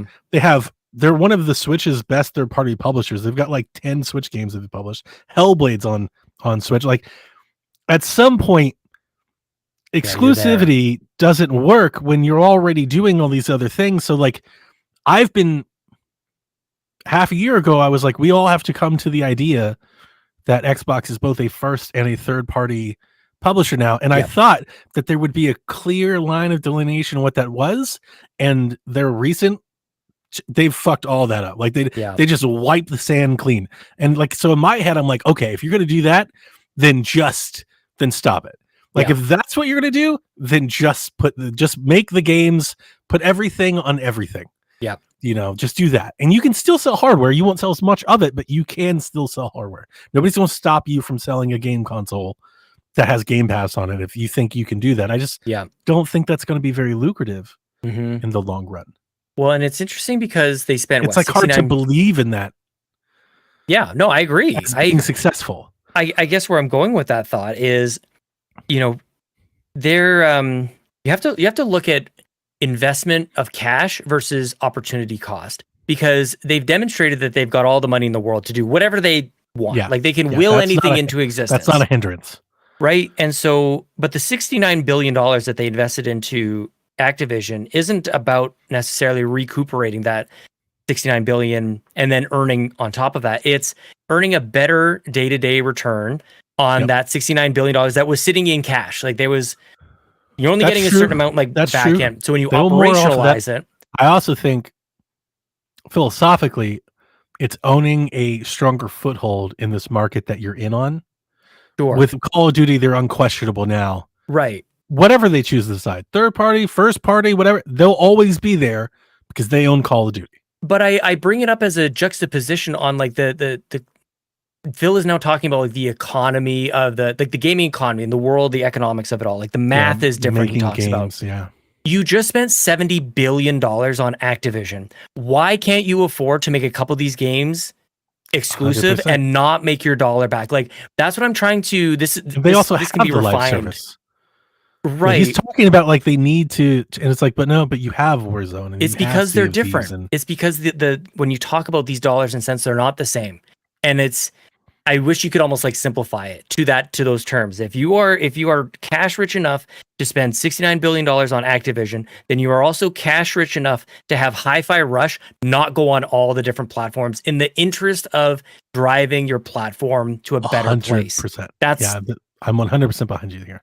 Like, and that's where the logic completely breaks down for me. Is every Xbox podcast out there is like, oh, they need to put these, third party in order to survive. And it's like, they're the most cash, they're the biggest company on the planet Earth. Like, what are we talking about here? They could have not spent $70 billion. Yes. Just coasted off of that for 100 years. Yes. Correct. That's the basis of it. And that's where it completely all falls apart to me. And that's where I'm like, my problem with it's Gen Z stuff. It's like, what are we even taught? We're so far from the plot here. I'm with you. We got to make these 4 games everywhere else. What? Like maybe that's the part John 32 is saying. Like, is there something? Had some folks when that happened, they were very upset with me because I went kind of hard, and we got some texts and some DMs.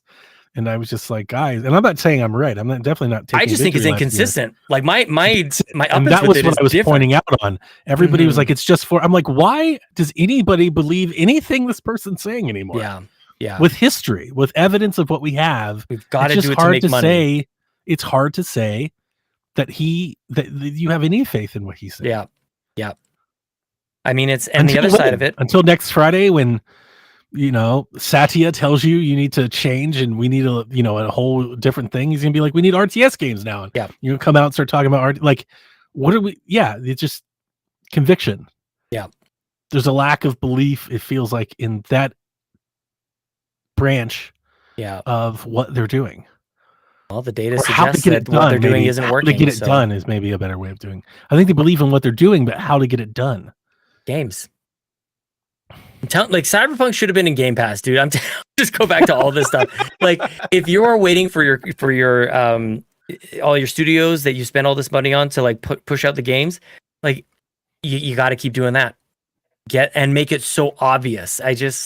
Now I'm repeating myself because the Game Pass miss is gonna go down as one of those like just brilliant blunders that you had first party studios making Halo and all these other games. Starfield and my biggest fear. You could buy out the other ones. My biggest fear is that they do become more third party, which hinders console sales, which makes Xbox become more third party to the point that they just close Game Pass and just start publishing games. That's what I was asking you to do before. Like, play this out for me. Like, where do we like? That's my biggest fear. Yeah, Is they go, look, Game Pass, because you know what they'll do? Again, numbers driven. It's the same thing I thought before games. What they'll do is they'll start putting all of their games on other consoles, which means they'll have less Game Pass subscribers. They'll sell less hardware, and they'll say there's just not much demand for it. yeah, So we're closing it. yeah. It's funny. Like, I think everybody's gonna have their own different connection point with why they like it. If they like Xbox, they like it for different reasons. And for me, like what I like thinking about is having my PC and my console experience like bridged. And maybe that can be done with the handheld experience to a certain degree, because that's what Switch is ultimately. And that I can like buy in on. That like my games do go anywhere and it's the same libraries. Like that's the part of the Steam library that I actually think is an interesting point. Like what if the Xbox console was just like a very particular PC configuration that Steam games can play on? I think that would be cool. But it's also an Xbox that I don't have to worry about all those. Like it comes along with all the other benefits of being a console. So the thing that I asked you last night is, if you had a console that had multiple storefronts on it, what would implore you to use any store? What would implore you to use the Xbox store over another option? It's a good question. Like I don't think there's a whole lot. I don't know that I would. Yeah, I'm challenged on that for sure. Yeah, unless you make them exclusive to the Xbox store. Exactly. In which like now you're going like these circles that like this cannot add up. It doesn't work. It doesn't work. Yeah. It doesn't work. And that's ultimately where I was going. Because then it's just a PC. And is that where you talk about like the OS? Like that they just want to be the OS? They want to be the OS. Yeah. They want to be the launcher. They want to be the experience. They want to be your friends and your achievements. And they want to be the launcher. Which is actually what I want. Like they want to be Windows. You throw the Xbox experience like on a plate. I don't care what the box looks like or what it says on the outside. Yeah, I think that's it. And when I was kind of going through these statements and piecing them, that's where I was going last night with it. Yeah, it's interesting. What do these mean? Because I see them talking about other platforms opening up, breaking out of the walled gardens, and that's a huge trigger right now, because that's what everybody's doing right now with Apple and Google, right, and all of that stuff. And I just see like a correlation here, like a 1-to-1, and I'm like, it's hard to believe. I think Barrett said it best last night on our podcast. I don't think they believe in their store, their ability to sell things anymore. Yeah, and that's where I come to I think it's Game Pass. I think this is potentially something we'll reference back like in the future of this is how they got Game Pass onto other systems in this antitrust, era of tech conglomerates. This is how they get their store, Game Pass, their store. That feels so gross, on rival platforms. Because it's just like it's GR. It's like government relations. Like you're just trying to legislate this. Like that's the play. It's not making great video games. It's legislation and opening it up and cracking open loopholes. I just go back to Satya in his deposition during the Activision case, and he said we have no interest in fighting this game with PlayStation and exclusivity. If it were up to us, we would put our stuff everywhere. And I can't get it out of my head now seeing him being like, well, I don't have Epic and I don't have Steam, and I'm like, oh yeah, okay. Do you think like a handheld changes enough? No. I think it could. There's a big part of me that wants to get Xbox out of competing directly head to head to PlayStation 5 if at all possible. Yep. And a handheld does that until PlayStation decides to make a handheld, which they probably will too. Yeah. But in a vacuum, yes. Do I think that's the next console? I don't. I think they're making a handheld that's like an Xbox handheld, and I also think they're making a console that's an Xbox console. Yeah. I don't think they're the same thing.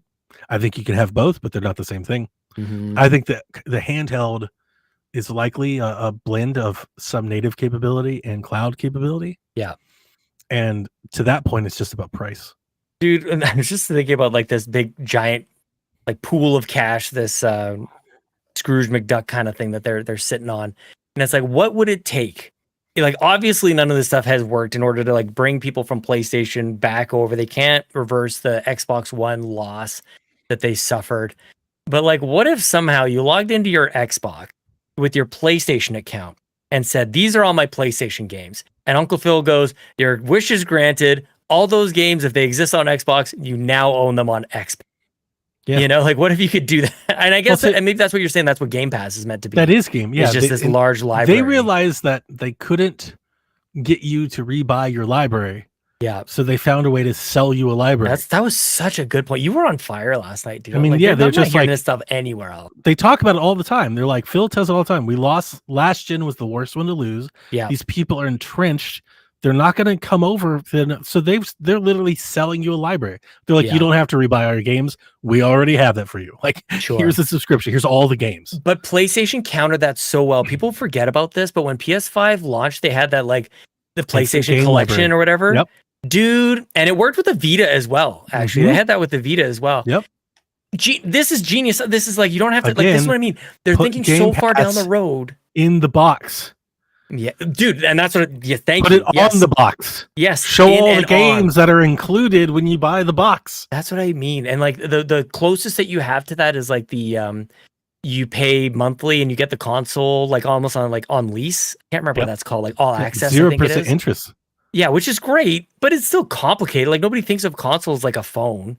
Like that's good, and You I'm see sure them I double down. highlighted that before. They introduced the S as Yep. a way of trying to, and I think the S has been very successful. And this is what I'm saying It's though. the Like X that isn't successful. you spend $69 billion on Activision. We're talking about nickel and diming on other things. Give people 6 months of Game Pass. Give people, I guess, a version of that was the dollar Game Pass that people may have been taking advantage of. But yeah, people, 100% of Game Pass of Xbox people. No, I walk that back. I don't think 100% of people need it because it's a subscription. It's very specific. Yeah, it's.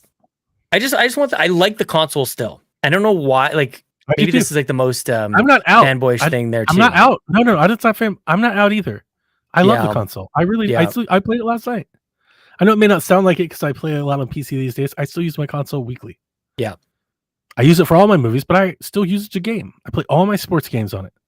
I play most of my talk shooters. just gives Any people something to multiplayer counter stuff, against. So. I play Forza games on it because the Of Forza course. experience on console is better than it is on PC.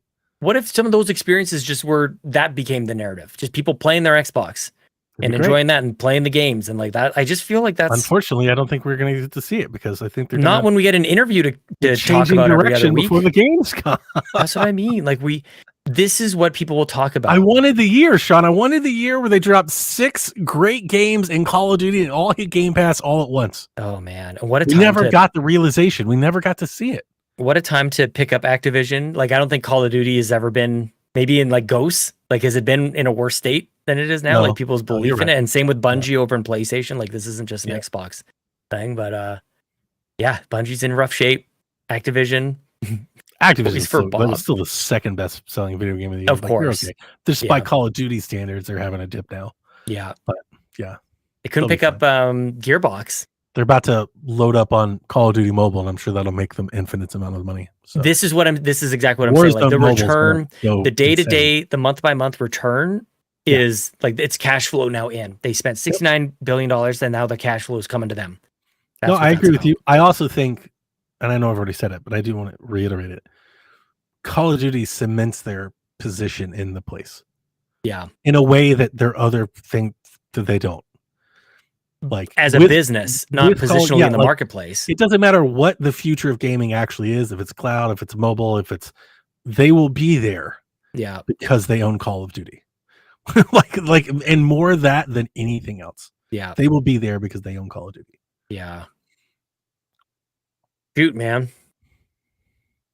I want to look at like what else is coming. Like this is I don't know. Yeah, I don't know. I can tell you, I don't have any pre-orders. I think until Hellblade and Thousand Year Door. I think I might be missing one, but I think that's where I'm at.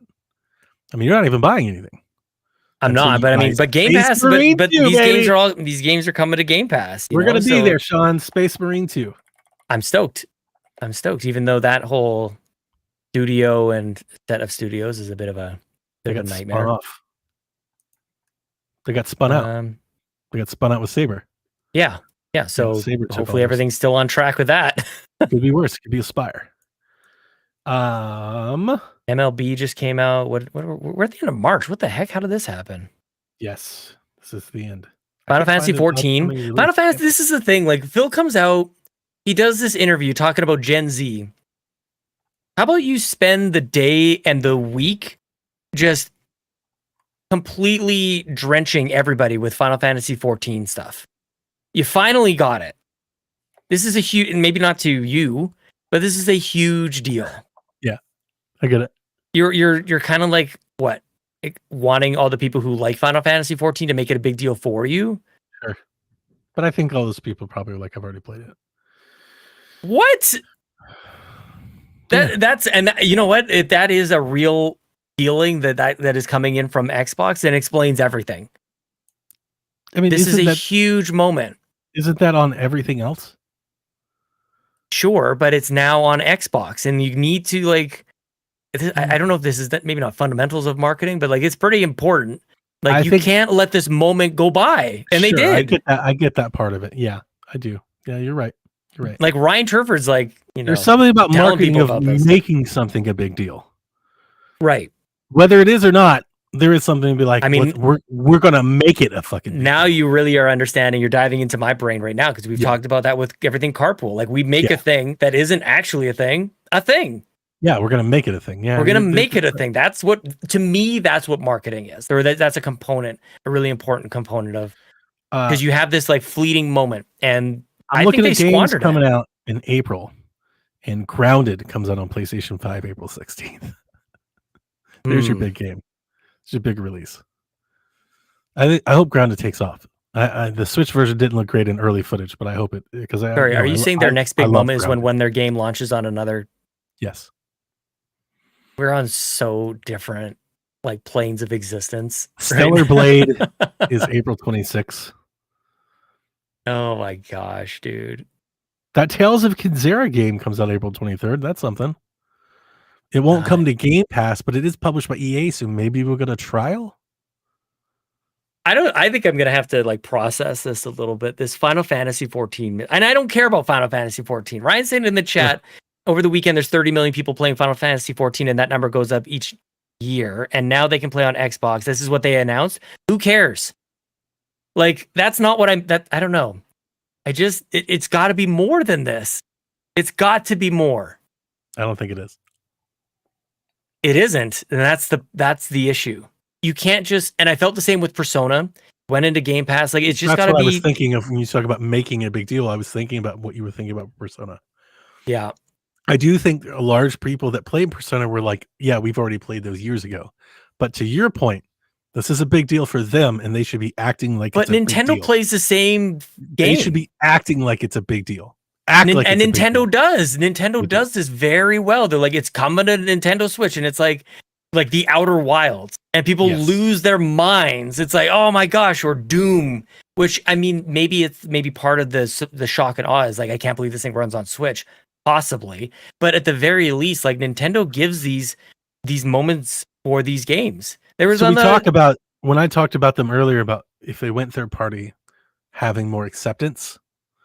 There is a part of what you're talking about where I think there's a willingness, a lack of willingness to adopt the Xbox thing we talk about all the time. You know, like the hill they're presumably, evidently rolling this giant boulder up.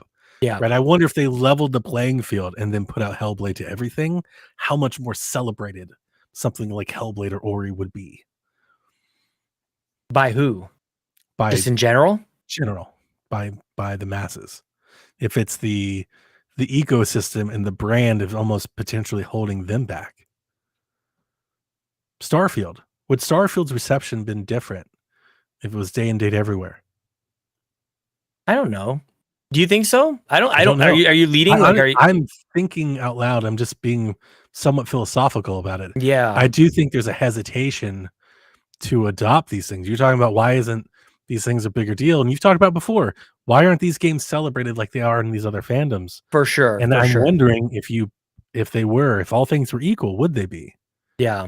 I think Ori would have. 100% think if they showed it somewhere else. Yeah. If it was day and date everywhere at the same time, I think Ori would have exploded. I mean, but I have a love affair for that. I think Ori is one of the best. I think it might be the best game Xbox has published in 15 years. Like, Yeah. if it's not, it's literally right there. It's in the mix. Like it's Yeah. on a handful of things you could choose. Yeah. And and I do wonder if Starfield was different. How is it received differently? Does it sell differently? Like, what is the reception like if they go down this seemingly ulterior path that they may be interested in, like Hi-Fi Rush, you know? I don't know. It just seems I would do the opposite on almost any of these beats. Okay.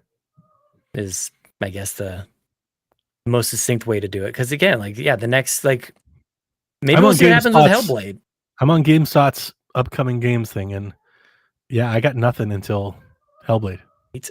Like, it really isn't. I've got nothing until May 21st. That's when I'm playing like a brand new day one game. May. Yep. Grandy HD. We just had South Park and Open Road. To be clear, if I had a PlayStation or Stellar Blade was on PC, I would absolutely buy that game.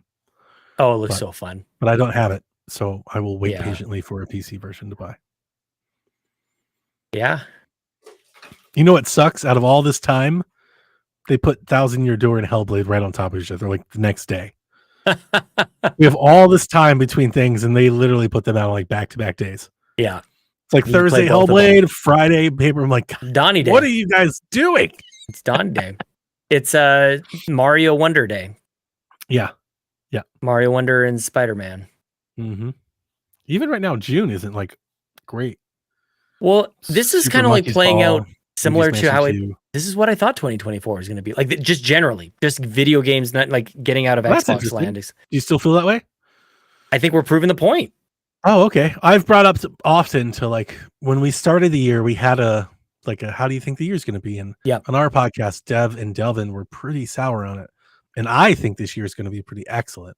Yeah. And I do think so far, I think this year has been pretty stellar. Yeah. Like so far. Now we're going into a lull here, but up to this point, I think this year's been pretty great. I mean, Prince of Persia, very good. Prince of Persia, very, very good. Yeah. And I don't play Final Fantasy just yet, but everybody's playing Rebirth and Hellblade. Hellblade might be the one that it's like, ooh, this one stings. Not playing Hellblade 2. That one, I hope so. That one, because that is my most anticipated game of the year. Hellblade. I'm sorry, I'm totally misspoke. That also, Helldivers is the one. Oh yeah. That I genuinely like. Hellblade, I'll play because it'll be on Game Pass. That's allowed. Helldivers, I am missing. I'm not breaking my rules to play it. I have the ability to, but that one I'm missing. So that one stings. And that's kind of how I'm like looking at this is like, how much regret do I have in making this decision to not buy games? Now, that's a good of course, well, the quick argument against myself there is like, I'm able to play so many of them anyways because of whatever reason, whether it is Game Pass. The greatness that was Mario vs. Donkey Kong. Yeah, no, that's what I mean. Like, where's the regret? I don't have the regret for missing that. I don't have the regret for missing Melatonin, which came out on PlayStation on March 12th. Last of Us remastered, right? Last of Us 2 remastered. Don't regret it. Yeah, all good. People can have fun playing that. Don't regret missing Princess Peach Showtime. Yeah, I can't follow you there. I'm glad people are having fun with it. If you're that demo saved me some strafe. Yeah, I would have been pretty upset if I'd spent my voucher on that. Not for me. Suicide Squad, missed it. Don't care. You know, so like for that, and that's kind of, I guess, like I said, that's kind of how I'm looking at. Like a Dragon, Tekken 8. Yeah, that's okay. That's okay. Persona 3 Reload. That's okay. Balatro. Well, that's on Game Pass, so I could play that. That's good. Yeah, Balatro's not a game for me. I'm glad people are having fun with it. Rise of the Ronin. That'd be a cool game, but I probably wouldn't have bought it day one anyways. That'd be like that'd be a sale sometime down the road for me. Sure. Kind of like Neo. I picked up Neo 1 and 2 back in the day. Yeah, so you're on the I'm this good. Is working out for you. I'm totally which I'm glad that I'm not like sitting here drenched in regret, because that's not a fun place to be in either. But also like I did and I still do. It's still only March. I still hold out hope a little bit that like we're gonna get some sort of like May or June showcase, and it's like, all right, we're bringing 2024 home, and like I these do think it's are gonna the pick up. games. Yeah. Like Switch, I think would be great. Like, they've done this before where they give us like there's a couple games. There's Luigi's Mansion, Those Princess Zelda Peach, games. and Paper Mario. And like, what else, dude? Yeah. Nintendo's been so good at that lately. Give us I don't some think Zelda you games. Do it. can. Dude, that's Do where it. I have a You're gonna voucher. break. I you're have gonna- a say. I he's have a like, buffer. I have a voucher, and a voucher is allowed. So I have a bit of a. I have like a free hit. I mean, for me, yeah, I still think of we've got the not under the waves, but song. Or what is it? What's the game I tagged you in, the Game Pass game? Yeah, the Horizon. It's Into like the Deep or whatever. Yeah. Yes. Yeah. I definitely got to play that. At the oil rig. Hellblade. Yeah. Avowed. Yeah. Avowed looks cool, man. I'm Stalker here. 2. Yes. Yep. Do we get Replaced? Do we get Routine? Space Marine 2? Toxic Commando? It all ends Still on Wakes Space the Marine Deep. 2. Dude. Still Isn't wakes. that right? Thank you for mentioning it. Yeah, you're right. Still Wakes the Deep? Yeah. I still have I still have a lot of things I'm looking forward to. I keep bringing up on check. What's that game they showed in the Nintendo Direct? It's like the Who showed it? like Blade Chimera. I have no idea. They showed it in the Direct. It's kind of like a Metroidvania action game, but like you can kind of like freeze time and teleport and stuff, and it's like kind of sci-fi and cyberpunky. And I was like, fuck yeah, I want some of that. I want to play Metal Slug Tactics, Plucky Squire. Plucky Squire looks cool. Like I gotta play that, So I have a lot to play this year. I'm looking forward to a lot. Well, it's interesting because I'm just waiting for it to come out. There are Shadows games of the that, Day Remastered, Lollipop Chainsaw. Yeah. Shadows of the Day Remastered, which we saw get unveiled for the first time together, that was playable at PAX. People got to go hands on. Oh. We should do a PAX. You have no interest in going. You don't like to travel. Like you don't ever want. I we've really never talked don't. about But this. I've often told, in the wake of the house party being killed by COVID, I've often floated that I do think if we could ever do something, it'd be nice if we could all meet up at a PAX. Yeah. The problem is like the greater community thing at PAX, with everybody being and like all of those things. Like I don't know if I would almost like when I go to like, I don't even know if it exists, but like maybe like a smaller show or like maybe not such a popular PAX, and like a PAX East, maybe like a PAX like in an extra Texas or life. something. Yeah, or like Like yeah, in Rome. something somewhere else. Yeah, Come on up. not that one, but on, yeah, join us. something like that. Damn Yeah, it. something like that. Yeah. John 32, dude, I could go on a tangent about freaking Hatch Tales. I think you should. This is the place to do that. Somebody posted it. Did he release a trailer for that? The Somebody game was posted on supposed Discord, to there was the like a game trailer, was and supposed I to was release like- today. I was like, I'm so old. This is such a it feels like a lifetime ago when people were talking about Hatch Tales. It was like it was supposed to come out like the first year of Switch. It was supposed to Yeah. bridge from 3DS to Switch.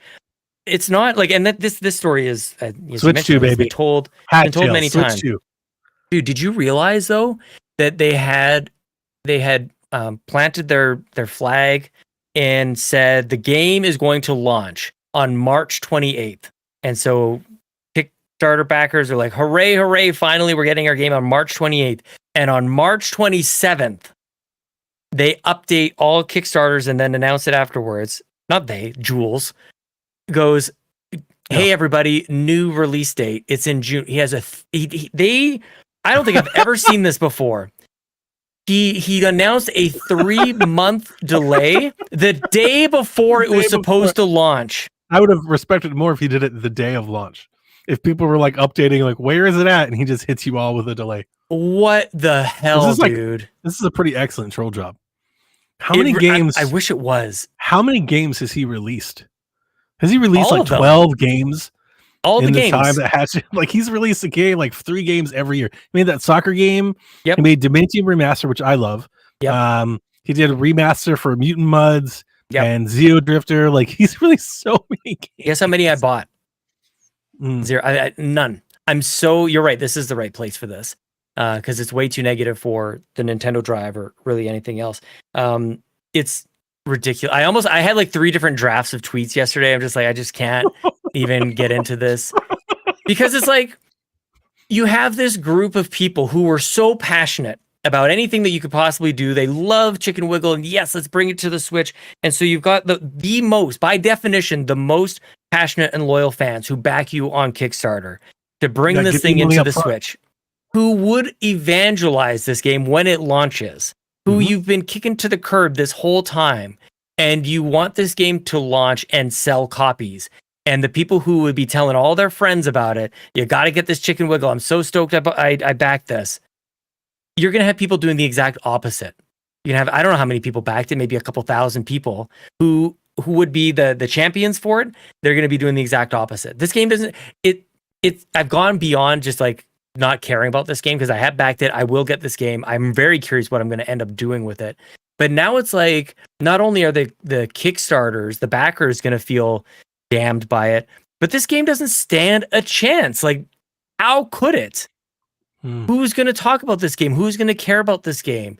It's going to launch. It's going to be dead on arrival. Yeah, I mean, Nintendo YouTubers and blogs, they'll do it. They cover every game. They'll do it.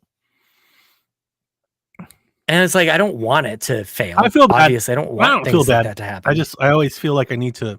I don't mind Jules. I like a lot of the games he made, especially when it was Renegade. And I do love Dementium, and I did buy that game because I like Dementium Remastered. I don't like the Hatchtail stories and what he's done to you.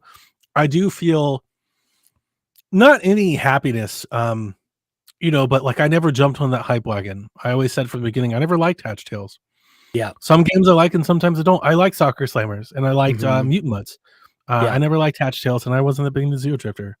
And I like Zeo Drifter a lot. I feel spared almost because everybody could have done it. It's easy to fall into everybody's doing it. Everybody, you get into the hype and everybody jumps in. And then you see this is exhibit 101 of how not to treat backers, but very alone, just fans in general, supporters, anybody, customers. Well, and the whole really time it's been sort of a joke because the game was never coming out anyways. But now the game is coming out. But he's almost defiant about it in his like his lack of talking about it and dismissive, his flippance of it, and it's disrespectful. Totally. And I don't like that because before all this happened, I liked Jules, and it definitely changed. Again, I would always buy a game based on whether or not I wanted to play it. So I'm not going to say that I would never buy a game from him again, but like I've never supported a game for him, and I never would. Yeah. Not from the start. Like I'm definitely not going to kickstart anything like that. I'm just curious. I've been burned by that too. We did the shoot Johnny in the face thing, and that didn't turn out well. But the what? I did end up getting my money back, so I'm not as salty about it as I used to be. What was that?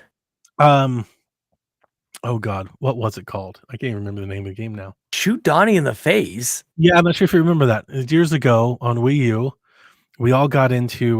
We had a developer come on PSVG Nintendo Shack at the time. His name was Jeremy.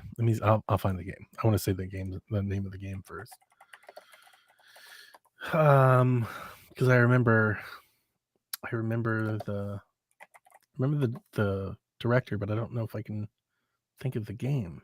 Oh, I'm just catching up. Ryan Turford in the chat says Donnie should come to Fan Expo in Toronto. There's fewer people there. Yeah, something like that. Like I enjoyed my time. Here it is, Swapfire. PSVG we backed a developer who was making a game. He released a game for free on Wii U, and of course it went to the top of the charts because it was free. But when you played the game, we actually kind of enjoyed it a lot. It was a game where you think like laser tag. Yeah, like you'd shoot each other a laser, but when you hit somebody with the laser, you would instantly change positions with that person. Oh, okay. Swap. Yeah. So like you could jump off the edge of a building. Oh, nice. So you're trying to set them up for death. Yeah. I love that. And I thought it was like, this is new. This is different. Yeah. And it was a cheap game and the guy made it and it was right on the tail end of the Wii U. And he was like, I'm going to do a Switch version. And I was like, yeah, we love this. Like, this is great. So we did a big Twitter promotion where he said if we backed at a certain level, he would put us in the game. And I was like, this sounds cool. Yeah. I was like, I backed it and I was like, we're going to put me in the game and then you can shoot me in the face. I love it. Yeah. So we did like a whole Twitter promotion, hashtag shoot Donnie in the face. So we raised enough money to get the goal and it wasn't that much. Yeah. And he went off to make the game. And then like 3 years went by and we never got an update from him and it just failed. And like everybody felt robbed, just robbed. He did end up giving us, and I'm probably butchering the timeline of this because like I said, it's kind of out of sight, out of mind now. He did give us an update and I never believed his excuses. He would say things like, I can't get a Switch dev kit. And I was like, okay, so put it on PC. Yeah. And I was like, but also, like, I don't believe you. Look at everybody in the world that's releasing a Switch game. Yeah. It seems like the easiest thing in the world to do is get your game on the Switch eShop. Yep. How did you get it on the Wii U of all places, but you can't get it on the Switch? That's not right. That doesn't work out. Agreed. That math doesn't math. And like he just strung everybody along. He ended up saying that he spent all the money trying to make the comic book, which I then called him out. I was like, dude, nobody fucking gives a shit about your comic book. Mhm. Nobody bought a comic book. Nobody wants a comic book. And then it was crazy. Like during COVID, and here's the thing, he did pull the Jules thing. He bubbled up at one point trying to sell another game. And I went fucking ape shit. I commented on every video, on every blog, on everything. Like, this is who this person was. Yeah.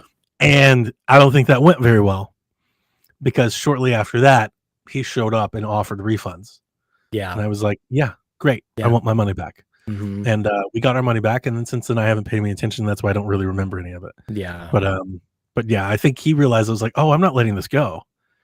Like, no, I've made it a personal point in my life to make sure that you never make another video game again. Dude, until I either get the game that I promoted or I get my money back. Somebody made a Twitter account. Has Hatch Tales released yet? And they've been going for years. Nope. Oh wow. Nope. Still not here. Still not here. You know what? It's funny. That I love buying into a game concept that you haven't really heard. Like that sounds like it would have been a really cool game. It was pretty fun. Like I'm not telling you this is at the world on fire, but as a Wii U owner, player, like fan, I get it. I played it and really enjoyed the game. Like the first game was good. I even told him, like, just port the first game to the Switch. You already made the game. Right click, save as. You're done. Yeah. Put my face in it. Not how it works. And let's just do that. Dude, that would have been so amazing. Holy crap. I really wanted to be in a video game. I thought it'd been a lot of fun. Let me tell you how much I would have, how much I understand your position on this, because if Morphe's Law was a Kickstarter, I would have backed Morphe's Law. I thought that game looked so cool, where you run around, what is it, like 4-on-4 or something like that, and you shoot somebody and then they get they get bigger and smaller. Like I thought that was so cool, man. I bought that game day one. I was the #1 Morphe's Law fan on planet Earth, and I played it for 45 minutes. And that was pretty much, I mean, at least it came out, I guess. That's how it goes. But it reminded me of that game big time. We took ownership in it in a way that I think maybe you, definitely Bobby, took ownership in Hatch Tales, because we had him on our show. Like we put our face on that. Like we can, like we stood for that. Yeah. And to have it go that way, it's like, yeah, that's reflective on you, but it's also reflective on us. We told people you can be trusted. Yep. And you screwed them over. And I was like, and I was there. I put a calendar reminder in my email to remind me to always go back to the Kickstarter and post every year. Yeah. And every year I was like, I'm never stopping. Like, you do not understand my commitment to the bit. This will never end until you make this right for people. Oh, good for you though. You got a refund too. I did get a refund, and he offered everybody refunds. Not just me. That's good. He offered, it wasn't because when he offered me refund, I was like, I'm gonna get my money. And then as soon as he gave me my money, I then let everybody else know that he gave my money back. Yeah, go get yours. But he offered them, he offered people a refund, or like he launched the game. I think he wanted to retool the game as like a Sega Genesis game or something, like a 2D thing. And some people signed up for, I think Jason or Kevin might have signed up for the game. Yeah. They're like, yeah, they were like, we're still interested in whatever it is you're trying to do. That'll probably carry over, as you kind of mentioned with Hatch Tales. There'll still be a few people they'll be happy it's finally. But they were out. also bought in at $20. Yeah. They weren't out, like I was in for a significant amount. Well, that's the shame of it, of all of this, really, is Bobby backed. Bobby was hard for Hatch Tales, man. I remember we talked about it because he wasn't mad at me, but there was a moment he was like, yo, why aren't you doing this? And I was like, dude, I don't like Hatch Tales. I was like, look, clear. I'm just being honest with you. I didn't like Hatch Tales. I don't like the game, so I'm not going to do this. I I remember, was like, no offense to you or no, not at all. Jules. I just don't like the game. That's it. Jason and I have had a laugh about that over the years because he knows that he always remembers that about me. He's like, yeah, you just never liked it. And like, yeah, I dodged that entire bullet. But like Brendan was all in, like hard. Yeah, and he's right there with Bobby. Yeah, he brings it up all the time, and I'm like, yeah, just lucky me. I just never liked Hatch Tales. I guess the shame of it really, and I don't know if there's other like success stories that I have missed out on Kickstarter, but like ultimately what it did is just like I'd never looked at Kickstarter ever again. Like not even a little bit. You know?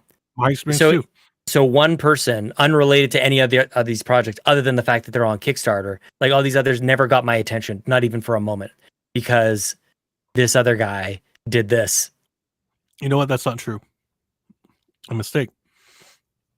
I backed one other program, Kickstarter. I backed a documentary called In Search of Darkness. Oh, cool. And I'm an accrediting producer on a horror documentary series called In Search of Darkness, which you can watch on Shudder. And I have this big wall print canvas that I got. That's a part of it. That's awesome. And I'm credited in the credits as having got that thing across the finish line. Yeah, movies seem like they would make sense, but even then, like you never really know. That's just the thing. You never know. It was a good documentary too. The problem is they went to the well again and again and again. Yeah. The first one was so successful that they made like a second and a third, like in true horror movie fashion. They're like, let's keep doing it until everybody hates it. Yeah. Well, that's how you know they're right to make it. That was in their DNA. Right. But yeah, I've never kickstarted a game again, and I don't think I ever would. No, I think I'm like I said, like it could be Suda, and I'd be like, no, I'll buy the game. Oh, really? Oh, wow. That's a good test on that principle. Yeah. That's what I tell people now. I'm like, no, I'll just buy the game. I'll buy the stupid edition when you actually make it. Right. Yeah. That's how I support you. Like you make the game, and then I'll buy the game. Yep. I mean, that makes sense. No. Unless you're Sony and you're like, help us make Shenmue. Yeah. Dude, people, that's when Xbox should have just given up right then. They're like, you're cheering for that. Rage. That was all the rage at the time. Like that Kickstarter movement, like that time, that was the that was such a thing. Yep. I got super pissed. You remember when Platinum did that? They're like, help us port Wonderful. I was like, what the fuck are we doing? That's right. You were like, you're Platinum fucking games. Make your goddamn game. That wasn't a common sentiment. I feel like you were one of very few who like went, wait, what? Like, what are you doing? Why are we doing this? And also, why do we care about Wonderful 101 all of a sudden? I mean, I've been on that since. That was you. I'm just saying, like, that's, yeah. Yeah, everybody, if there was hype, I remember arguing with Carol. People were like, Wonderful 101. I'm like, now you like it. Yeah. Get the fuck I know, right? Speaking of the Wii U, I gotta mod ours, I think. I think it's about time. Yeah. The Wii U. Well, they shut down all the stuff now. The shops. Oh, no. Did I miss my chance?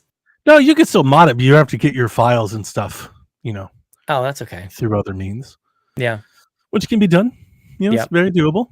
Yep. Probably one of the best things I've done is mod the kids their 2DSs. They're both 2DS is a lot easier to do, and that's it's simple. Yeah.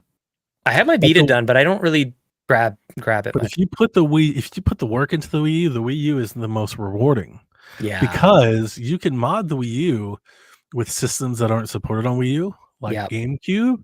Yeah. But you can mod it in the way that it looks official. Oh, When I boot up GameCube games, they launch, I get a splash screen. It looks like Nintendo made it. Like everything looks exactly, it plays on the gamepad. We can play Animal Crossing and F-Zero and Star Fox just on the gamepad. Nice. You just sit on the chair and couch and just play it. The Wii U is a very capable machine in that regard. I mean, we were there. That's the thing that not a lot of people can say. Like we were podcasting during the Wii U era. Yeah. I don't know if anybody has went harder for the Wii U than me. If they did, I don't know if we should ever be put in the same room together. But I would love to go hard. I'm with you, man. On the mic with a fellow Wii U, elitist, devout enthusiast. Well, we have two of them in the house. I talked about that on Shaq. I don't know, last week, a couple weeks ago, but Kevin came on our show. I don't know, 6-8 months ago or something, and we did like a 3DS recap. Nice. And along the way, we just started talking about the Switch and when it was announced, and we had this. And my goal for this year was to stop talking about stupid people on the internet. So I'm going to break like my goal a little bit here. But, okay. we had a person leave like a scathing YouTube comment. Yeah. And I don't even know how I saw it, because I honestly, very seriously, never look at these things. But this one, for whatever reason, I think I opened the video on my phone and just saw it. So I read it. And he was like, this is why we can't let everybody have a podcast, because idiots like you. Wow. He said something like, he was like, the Switch was announced in October and launched in March. And he was upset because I had talked about how the Switch was announced so early and how the wait for it was so long. Mm-hmm. And I was able to, on the last check we were talking about, not last one, it was a couple weeks ago or something, but it came up again. We're talking about, I don't know, some odd reason I think we're talking about like the prototype that leaked, and when we were talking about similar things, and I was like, yeah, I want to address that comment. I don't know if he's still listening, but I want to address that comment. I was like, because if you weren't there, if you weren't on the Wii U, then yeah, you probably think that the Switch was announced in November and launched in March. Yep. But it wasn't. Yep. We had heard about it for years. It had been talked about. We had the leaks. There was the drawings. Yep. It was the E3. It was the investor briefing. The NX, like for years. Yep. We had been talking about this thing forever, so long. The rumors of a hybrid. Yeah. Console. I remember, well, I'll never forget, because the company that leaked, the outlet that leaked what the Switch was called Let's Play Video Games. And a shit ton of the internet got us confused. We were tweeting each other the day. I was like, guys, could you maybe change your name a little? That's amazing. And they were like, maybe you should change it. I was like, they were in the UK. I was like, we were doing jokes. I was doing joke tweets. So I was like, this is our sister arm in the UK across the pond. This is our UK outlet. Like, this is our. Oh, that's so funny. But yeah, like they did I'm not sure if you remember, but I'm sure if I tell you, I'm sure you will, and jog your memory. They had a drawing of what the Switch was. Yep. The Switch, the Joy-Con. Now it didn't look exactly, because they were drawing it from a detailed, somebody gave them a description of what it was, and then they drew it. And they were like a this? Criminal. And their source was like, yeah, exactly. Yeah. And their source was like, yeah, that's more or less it. And then they ran the story, and they're like, this is what the Switch. And then everybody was like, this is it. And yeah, anyway, and that was like a year before. Everything was like 18 months before it ever came out. Like it was a long time out. So anyway, just wherever that guy is, fuck off. Yeah. And you know, but ultimately, I didn't address it, but I never responded to the YouTube comment or anything like that, because I didn't care that much. But in my mind, I was like, yeah, this is somebody that probably picked up a Switch, and this is one of the 9 million of us that actually owned a Wii U. Yeah, man. You have no idea. You don't remember. Mm-hmm. I was there. Like I was in the trenches. I was there by myself in GameStop, picking up that pre-order of mine and realizing there's no lineup here. I'm almost positive, and I've been wrong plenty of times, but I'm almost positive. I think Nintendo talked about the NX or their next, I think in 2014.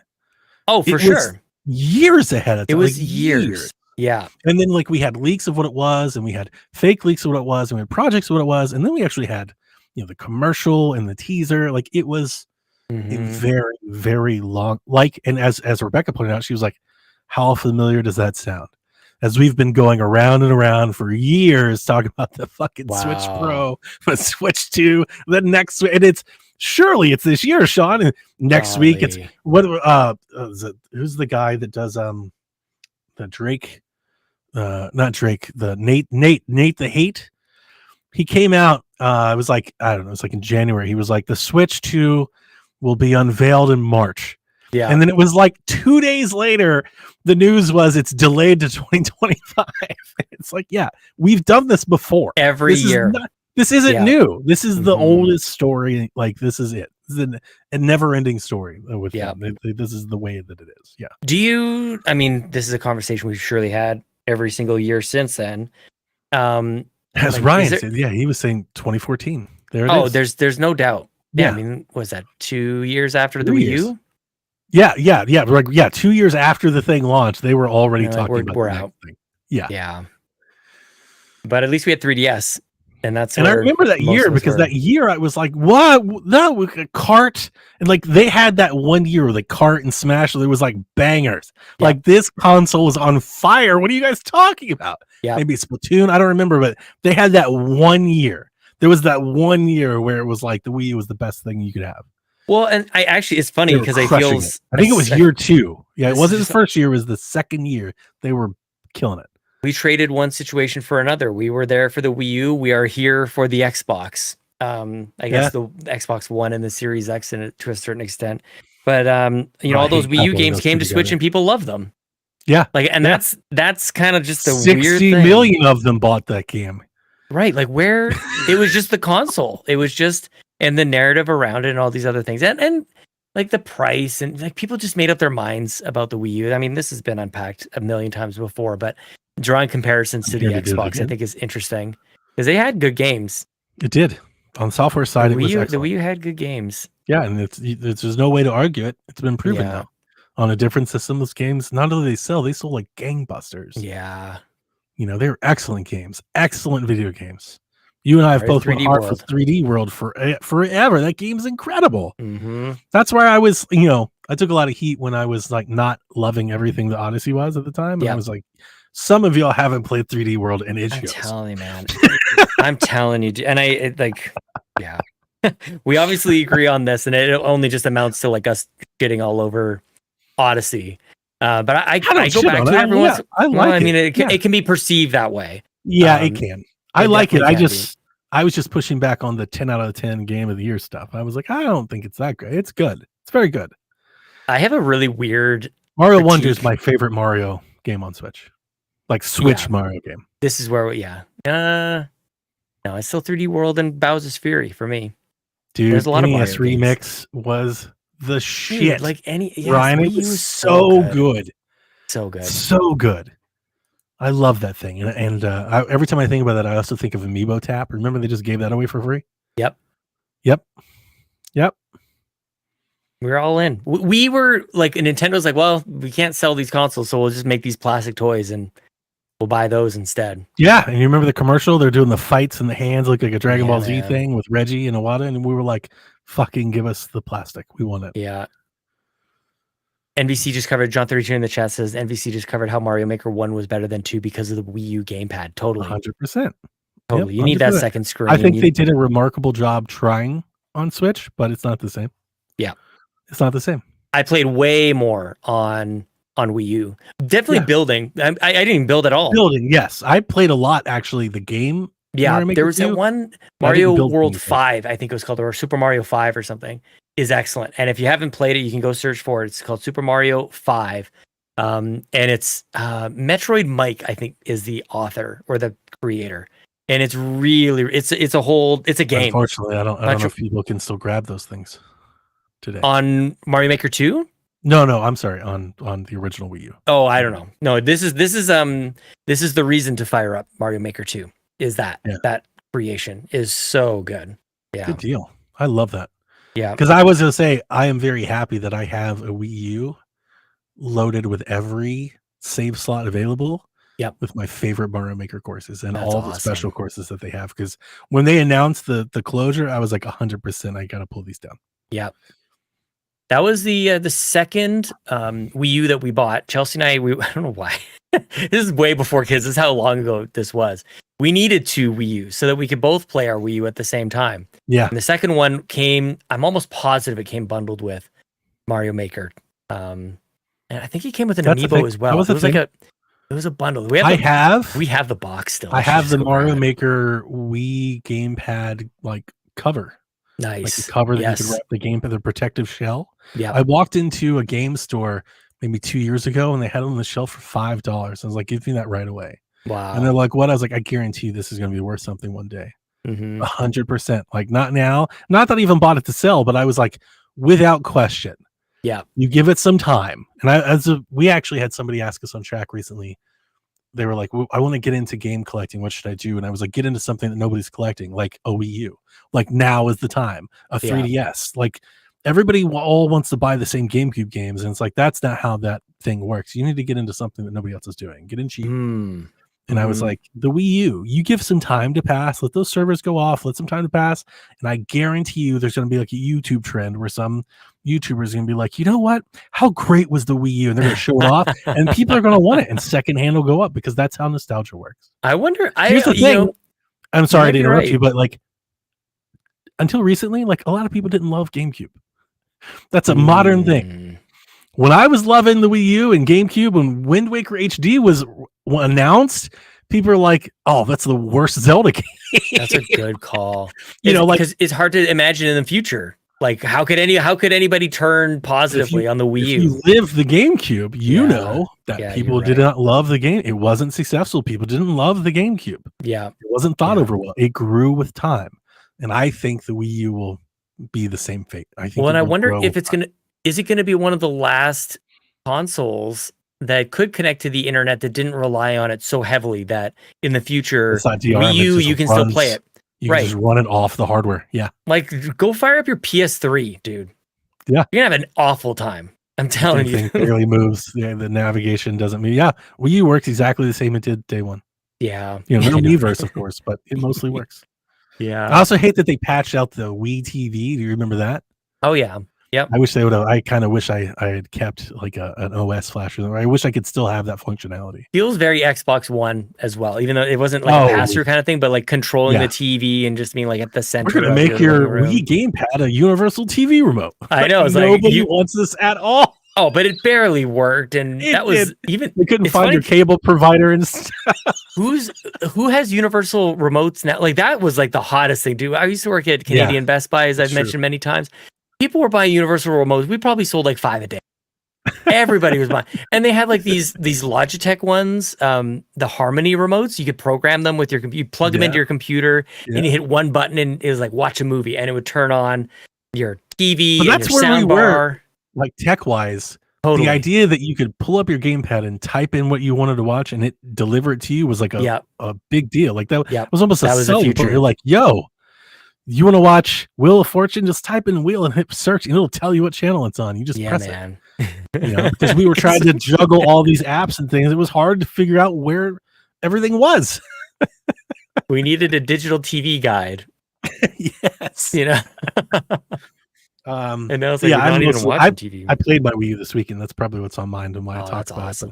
I played Guitar Hero Live this weekend on it. Oh, yeah. Yeah. Waiting for my guitar. I'm feeling the itch. I'm itching for the Rock Band, so I pulled out the Guitar Hero. Well, I started checking out some prices on, to your point, like 3DS and stuff. I started checking out some. I've got a blue, still in the box. They have so many collector's models. Smash 3DS XL. Blue Smash. It's worth, like, not just like what people are selling it for, it's like what it has been sold for. Sure. $750. Wow, really? That much? Wow, like that's some impressive. Of these are up there, dude. Know that. I haven't checked on my 3DS in some time. Smash One especially. I think it's probably one of the top that I. My 3DS is hard to price because in the West there wasn't. It was so. Its run in North America was like 1 month. Yeah. So like the model is hard to even search. Like there are no categories. Right. Nobody's even looking for it. You just have to find it. Yeah. Ryan says I sold my Fire Emblem Fates for 950 Canadian dollars. That is insane. The console. Yeah, my Smash One, I should say, also is new in box. Like it's never been opened. It's still in box this year. Ryan, holy for you, buddy.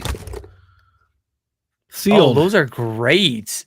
Those are the new 3DS faceplates. Because I have the faceplate model, so I know I sold a bunch of them for Bobby, but not all of them. I still have extras. I just have a box full of faceplates. I've got Blastoise, and I've only got a couple. I've got Dragon Ball. Nice. Goku and Vegeta. I'm watching a ton of Dragon Ball lately, dude. Of course, yeah. I got Charizard. We have Charizard plates. Nice. Those are pretty. I don't have any sought after. Those are those aren't. Oh, I had the Yoshi one. That's a real one. What am I trying to say? What do you mean? Like it's some of those are like custom, like they got them on like Etsy or something, or are they like legit? No, like, these are legit. These are custom. I have a pair of custom plates. This is custom. Oh yeah, nice. Yep. The Zelda one. I've got the Mario ones, and I have Smash ones, and I've got the Toad one. These are I've sorry, I'm making. I a love that mess they're here. right there. Oh yeah, I keep it right here. Like it's just right there. Like this is very much like talking to Ryan. Ryan says I sold the Majora's Mask 3DS console for almost $700. I have that one as well. That's the one that I missed. That's the one that I'm wanting. That's the one that I yearn I have for. it. I don't even like Majora's Mask. It's maybe my least favorite Zelda game. Oh, don't tell Seth. Hang on. These are also custom plates. These aren't legit.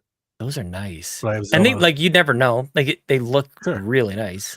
I had the Majora's Mask 3DS XL. To this day, I think it's my favorite custom edition console ever made. Really nice. I hate the game, but I think the console was utterly gorgeous. And I sold it to buy. I basically sold it to buy two of these. I bought one for me and Jack. Yeah. And I don't regret it because this is my favorite 3DS. I like the I don't even know what the slim model, the 3DS. I don't even know what you call it. In Japan, it's like the LL, I think. Oh yeah, it's just the new 3DS. Yeah. I don't mind it because I love faceplates more. But it's like the one that I wish I didn't get rid of that one. Yeah. I don't really think I have buyer's remorse on trading or selling any of my consoles, but that one. Yeah. That's the one I wish I kept. I wish I still had it. How long afterwards? Because I feel like I'm in a point now where enough time has passed after I've purchased it. I've almost like come to peace with some of these, like walking out the door. Like the Majora's Mask. You want to get rid of it, you talk to me first. Dibs. I'll trade you by will you talk to me first? It'd be a cash thing. It's all in an effort. Like one of the, like we talk about like me not buying games. A lot of it is I really need to get my finances in order. I also haven't bought really one because I gotta get things actually in that regard, you probably best to list it because I haven't bought one because I'm not paying $700 for a 3DS. Yeah, like that's the thing is if it's genuinely it gets out of hand at some point, you're like, okay, that's absurd. Yeah, and I wouldn't even want to do that to you. Like I'd be like, I wouldn't feel bad. Like same. It's just like I've done that to other people. People have asked, I'm like, I'm not selling you this. Like it's worth way more than you should pay for it. Yeah, I've been there. I do look at, and I think we've talked about this. Like I look behind me and I go like, okay, like I don't need all of it. I definitely could sell some of this stuff and just, get some things taken care of. Especially if like, dude, like if I'm like waiting, I should knock on wood because if our water heater ever like breaks open and I'm that's the worst. And that happens all the time to people. You have a flooded basement, you have you got to buy a new water heater or whatever. The water heater exploded. We came home from vacation. We have ticking time bombs just in our basements. I'm trying to look up my 3DS, and like I'm telling you, it's the hardest thing to find because if you type in new Nintendo 3DS, you get nothing but XLs. Yeah. And if you type in Nintendo 3DS, you get the original, like the model. It's hard to find. I don't think it's particularly like valuable, but it's just they just aren't like they just almost like just don't exist. Like they're just not out there. I think I might have undersold the Super Smash Brothers Limited Blue Edition console new. This is listed though. This is listed at in US dollars $1,249. That's what it's listed. The Metroid Samus Returns 3DS is also an excellent call. It's a beautiful system as well. The orange and the yellow. I don't think I ever got that one. I wasn't really into it. Bobby had that one. I remember that one forever because Bobby got that one. But like even Amiibo, I could start selling off Amiibo. I don't think any of them are really worth a ton, but I also legit loved. You'd be surprised, Sean. The Amiibo. We sold our Amiibo. So I think Poochie might be my most valuable one. The Yarn Poochie. Mm-hmm. Yarn. A lot of them are just out of print. So like they've all rose in value because you just can't buy them anymore. Yeah. And the Switch's popularity, especially if it's the old ones, the Switch's popularity is really blown up. But they are, to your point, I haven't checked on them in many years. They are reprinting a lot of them. So maybe it's, kind of come back down.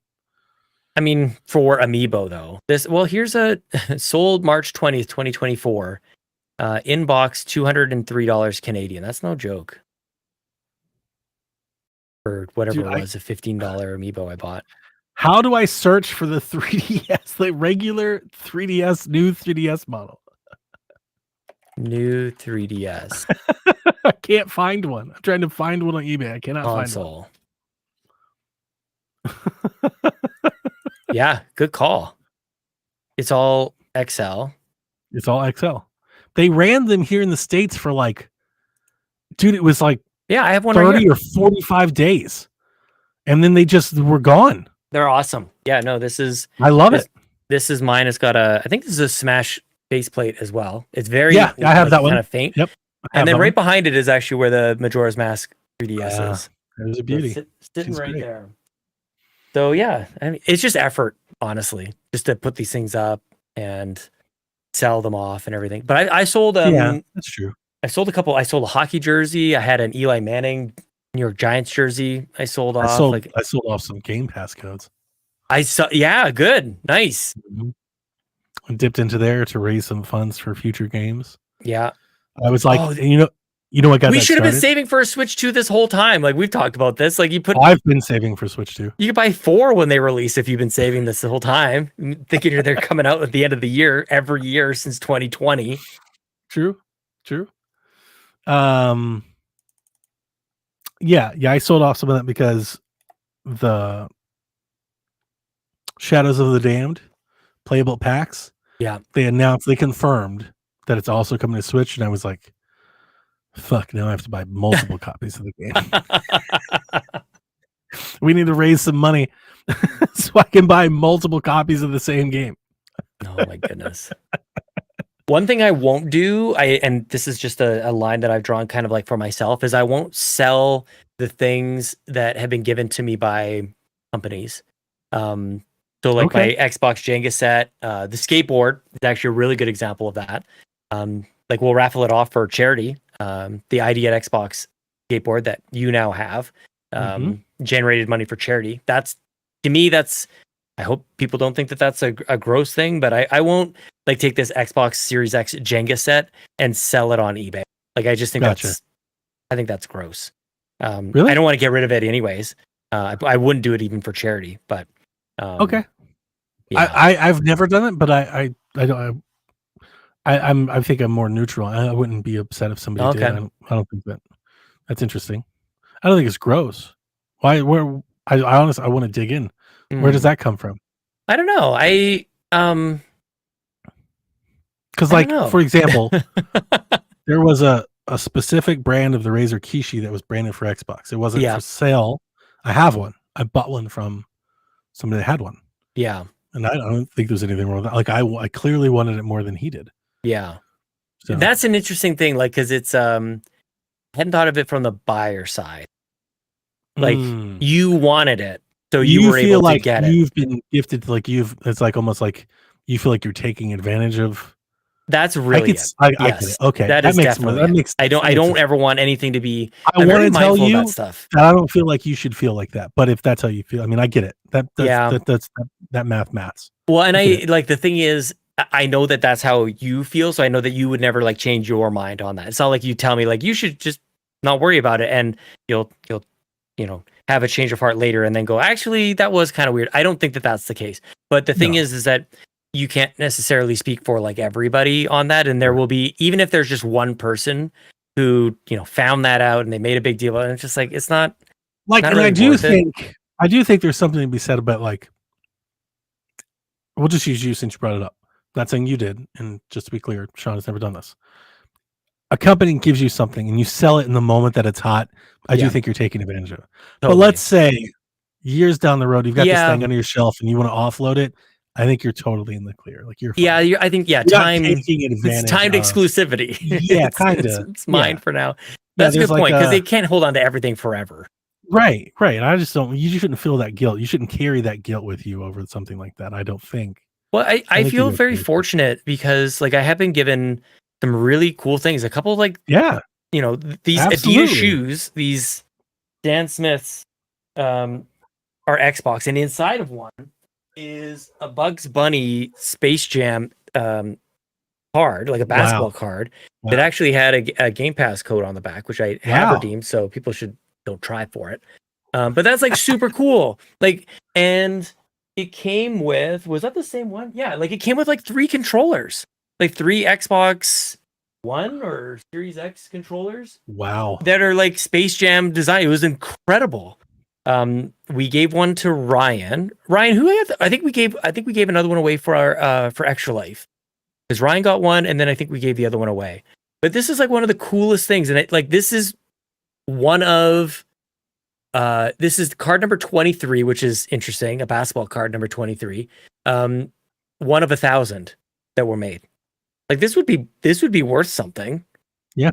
Especially if I kept all of them, because there's stuff that's now in Ryan's home, or maybe Ryan sold it for $1,000, and he's like, "Why are you talking about me like this?" Don't bring me up. I'm scrolling through this eBay and 3DS models, and I am stunned at how many 3DS models are over the $500 range. There are thousands of these. Yeah, all kinds of different. The Pikachu one, the Eevee one, the Super Nintendo one, the Majora Super Nintendo one. I one, think I have the Smash Brothers one. I got into the 400s, and they're still here. The other Pikachu one, there's like a couple Pikachu designs. There's so many of them. Like, I was so 100% positive, would have bet you my house that we were going to have 100 different variations of Joy-Con coming out of the 3DS era. Same. Mm-hmm. And it is shocking to me. Talk about it all the time. Yep. We never got there. It blows my mind that the Switch has had 10 designed editions, and they were cranking don't make much money on the 3DS. Yeah, at all times. They don't make much money on the hardware. They're selling enough software, I guess. And that's too bad, because it's like we all have really enjoyed these physical collectibles. Whether it's the consoles themselves. It's one of my favorite things about the 3DS. Yeah. Is that there was a flavor for everybody. Totally.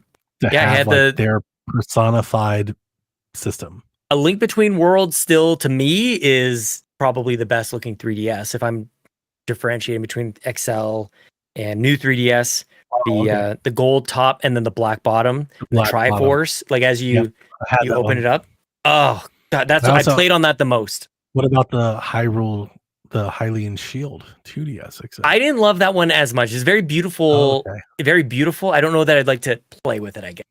Like as an item, I thought obviously like the color and the design, like undeniable. So good. Yeah. I've come across a couple of my models. They seem to be in the $300 to $450 range. But like when I say a couple, like I mean like two. like literally a couple. There's not a lot. There's not here. Again, it's hard. They're just not. I don't know what happened. They sold like 100,000 of them that Black Friday, and then they never sold them again. And it's like they all just disappeared. What happened to them all? Where did they go? eBay. They just get thrown in the trash. Like, what happened? There's the Link Between Worlds. I'm looking at it right now. It's $300. Ooh, what about the Pokeball 2DS XL? That was a good one. That had like the Pokeball and had the button on the top. You like click. Do you remember that one at all? I don't remember that one. That sounds great. That one's a good one. I forgot I had that one. Here, I'll see if I can post this link to the. A lot of this stuff is Japanese. I can't believe that people are literally spending $300 on a 3DS. That's what I mean. Like, I might have to jump in on this. I don't know if it goes up from here. Here's the cheapest new Nintendo white 3DS is $375. Wow. That's the one I found so far. But yeah, you've got several of these, man. Here's a Majora one for $345. Yeah, like that's not nothing. That's not nothing. But actually, like seeing it down to that range, I'm like, maybe. yeah, you can pick that one up. Is that new in box? Because I'm pretty sure mine is sealed. Let me see. I kept scrolling, so I'm sorry. I kept scrolling. But there are a bunch of them actually. I got a Sheik amiibo in the box. Let me see your box, because I can't tell if this is Japanese or not. This one is a box, Japanese version for $325, but it's in the box. Yeah, no, this is a different box. This is a tall box. Oh, check this box out. Let me send you copy image address. Here, check out this box. This is the Japanese version of what you have. I'm putting the link to the image in the chat now. Yarden says, hold, this stuff is just going to keep going up. It's good. Oh, weird. Isn't that like way different? I like that a lot. Yeah. It's pretty cool. It's almost like that's what this would have come in. Right. Yeah, exactly. I also feel I may have opened this. I don't know. I'm opening it right now, but there's no It doesn't seal on matter. it. It doesn't matter. Open the damn thing. I don't know if I ever Nobody have cares. though. You're not getting rid of it, and if you're getting rid of it, you're getting rid of it to me. So open it. No, I'm gonna sell it for $700. I'm gonna open it. Take care. I of it. don't think so. There are definitely some of them priced that high, but I'm seeing them cheaper. Like they're attainable. I also And want I'm to seeing, like. and I feel like I'm seeing more of them. Like here's one 310. Like so, what I did is I typed in new Nintendo 3DS. I set buy it now, North America only, and I'm literally scrolling from the highest price down, page by page. You can And pre-select like that they have been sold. I don't think this has been opened before. here's a wanna do that. Pikachu one This for does not feel like it's been 285. opened before. Here's a Link Yeah. Between Worlds one for 275. And are they new? This one is new in the box. 275, $10 shipping. A Link Between Worlds new 3DS. That should be more. That one is so nice. Oh I yeah, just- the new I just- 3DS didn't include an adapter. That's true. Yep. Could you imagine if we're podcasting today and they were like, we're not putting an adapter in the box? With the Switch. We would lose it. You and I would both like go nuts. Well, I Not feel even like just a Switch. Could now you it's imagine been- if the white Xbox, they're like, you probably already have one, so we're not going to give you an I adapter. know, isn't anymore. that unbelievable? Well, that's It's phones. unbelievable. Nintendo literally was like, we're not giving you an adapter. Fuck off. Yep. But and not to tie this all back to that, but like that's the thing that like I think PlayStation and Nintendo does, that they believe in their direction. Like they believe in what they're doing. And Yeah, I think you it's just a go lot for it. easier for people to buy into it because it's like you're not getting any other way. Whereas Xbox would never, they would never do that. I haven't That seen a one. Majora one on this page. So I do think maybe that was the cheapest one. I'm starting to run out of them. Oh, I've got a new Super Mario Bros. 2. There's a Galaxy one. I forgot about that one. You remember they had like just the space? Oh, the It was just Galaxy one. I snake- hated it. I thought me that was, too. That was Me awful. too. I was like, this That is was the stupidest thing. so and it's like it just proved like it was such a Nintendo move. Like we know you guys It will just like looked this. like a wallpaper from It's the like internet. a South Park moment. Like it's like South Park was doing a Nintendo thing. Super Mario news. It was new Super Mario Brothers 2. Okay, here's a Link Between Worlds 3DS XL, not in the box. It's on just the system, $225. Yeah, I So, feel like, like that's just just keep going. inflation. It's like what They you start to paid for come it. down. They start to come down. You keep scrolling. Start to find them. Here's You're in a buyer position. I'm in a seller's position. here's a Monster Hunter one for $217. That's pretty cool. Those Monster Hunter ones were Monster Hunter. I feel like got kicked off on that 3DS. Right? Mm, Maybe a little the was it the Vita PSP, but like the 3DS Yeah. for me anyway. Like I really started to be like, this Monster Hunter thing's taking off, huh? I know, right? Like, this has got legs. Yeah, that's actually People is are what really talking about this Monster Hunter thing. I think it was Monster Hunter, maybe a Resident Evil game where I wanted the new 3DS for the C stick. The nub. You The wanted Lenovo nub. Yeah, Yeah. totally. The little laptop thing here. I was like, oh yeah, because you could buy the add-on before this, like for the regular 3DS XL, like you could like Sure. attach the C stick kind of next to it, which is hilarious. As I I've been keep meaning to do scrolling, this. This might have to happen. The I need models to get fire less this and up. less. Yarden, here's a good question. As I keep scrolling, this is terrible. I'm literally just scrolling eBay at the moment. This during is this podcast. great podcast. Yarden says, "What is the last thing in your collection you would ever part with?" Oh, It's a good man. question. Probably. I mean, the Bobby stuff that's a given. There's stuff that Yeah, omit his that. family That's shared. different. There's That's different. not that. Yeah, let's just talk Um, about your collection. I don't think that's even up for debate. There's I mean, this could be replaced, I guess, to a certain extent, but this is pretty cool. We made a Design Labs Xbox controller with the Xbox drive on it. Nice.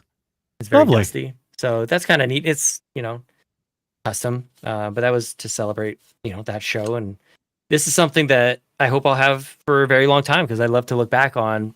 Remember, like the Xbox drive, like this is gonna last longer than any of the shirts that we ever buy. Like it's not like we don't have any other memorabilia, but I Merch. think that's kind of neat. Yeah, Ooh, I Yeah, found another one of mine. Here we go. This is Japanese model. It's from Japan.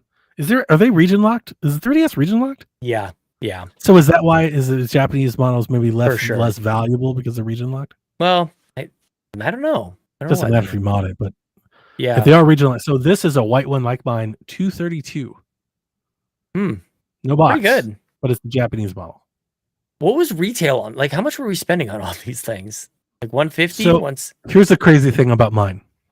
This is a good story. Hang on, let me turn the light on. Johnny's over there sitting in the dark, just all by himself. Oh, he's got the light on now. It's not a crazy story, actually. Let me rephrase it. I'm not trying to oversell. It's not a crazy story. But the story that always comes up with my 3DS. This slim, whatever we call it, the new Nintendo 3DS, the regular model that was discontinued like almost immediately, when announced in America, it was a Black Friday doorbuster at GameStop. I took my 3DS to GameStop and traded it in. And with the trade-in credit that I got, I was able to buy 2 of these. Nice. And they gave me $25 back. Oh, what? Yeah, it's like it made no sense. Like, are you sure? I think they were selling these for, I think on the Black Friday Dual Buster, I think it was $100. I think it was $99. This A model, 3DS. the 3DS, the new Nintendo 3DS with the faceplate model. That's unreal. So I dude. came in with 3DS XL, a used one. And dude, and here's the okay, let me tell you the story. Have you ever heard the story? I don't want to tell you if No. you've heard it. No. Here's the story. It's Black Friday. The Black Friday they launched the NES Classic. Yeah. Oh, yeah. Yeah. I'm at GameStop at 5 in the morning on Black Friday. It's freezing ass cold. It's like 38 degrees outside.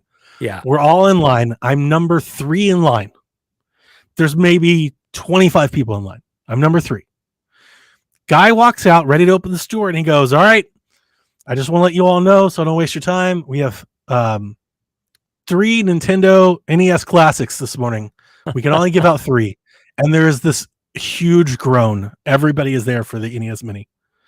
And he goes, are you guys here for the NES Mini? And the person in the number 1 in line was like, yep. He goes, you can only buy 1. She goes, okay. He looks at the next person in front of me. Are you here for the NES Mini? He goes, yep. The only one here. And the lady behind me, I hear her. It's an older woman. And she's like, oh, God, I can't believe he came out here. That's all he wants. And I didn't turn to talk like I was going to, but the guy was about to come to me. Yeah. And he goes, so are you here for the last NES Mini? And I was like, hell no. I'm here for the 3DS.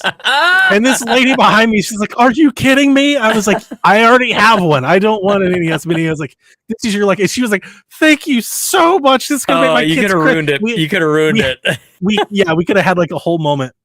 She was so thankful. But then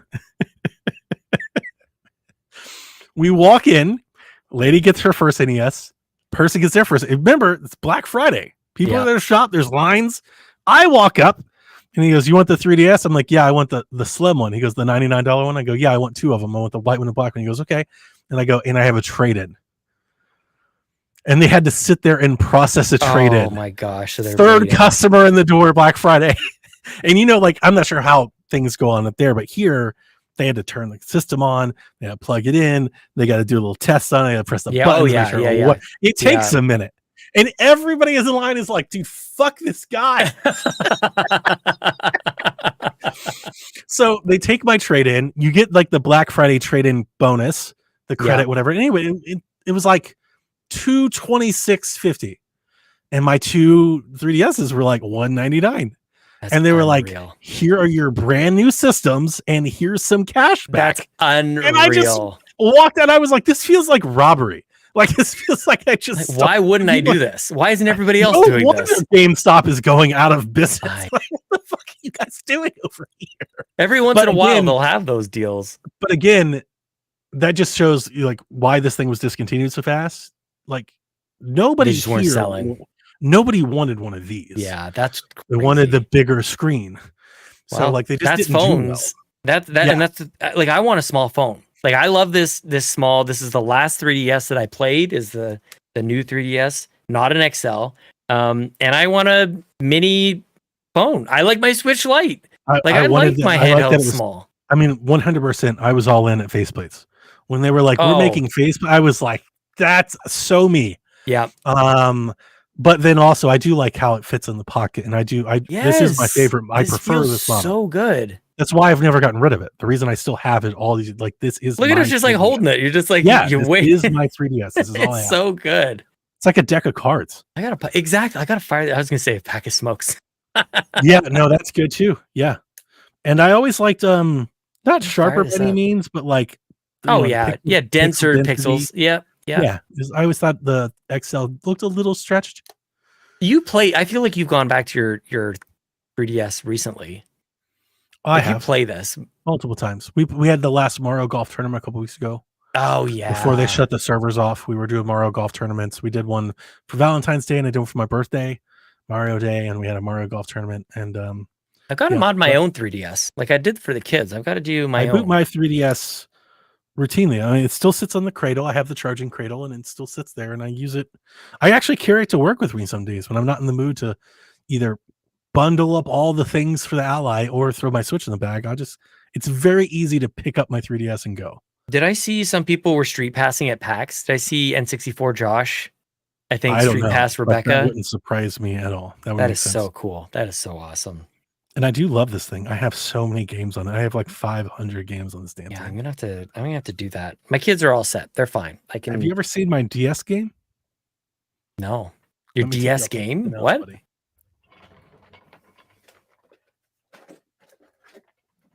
I bought this on Amazon. You should be able to still find them. If you can't on eBay, I guarantee you can. They all have different names, but this is called the Super Combo 208-in-1 DS Collection. What? 3DS. What? And what it is you put this cart in your 3DS.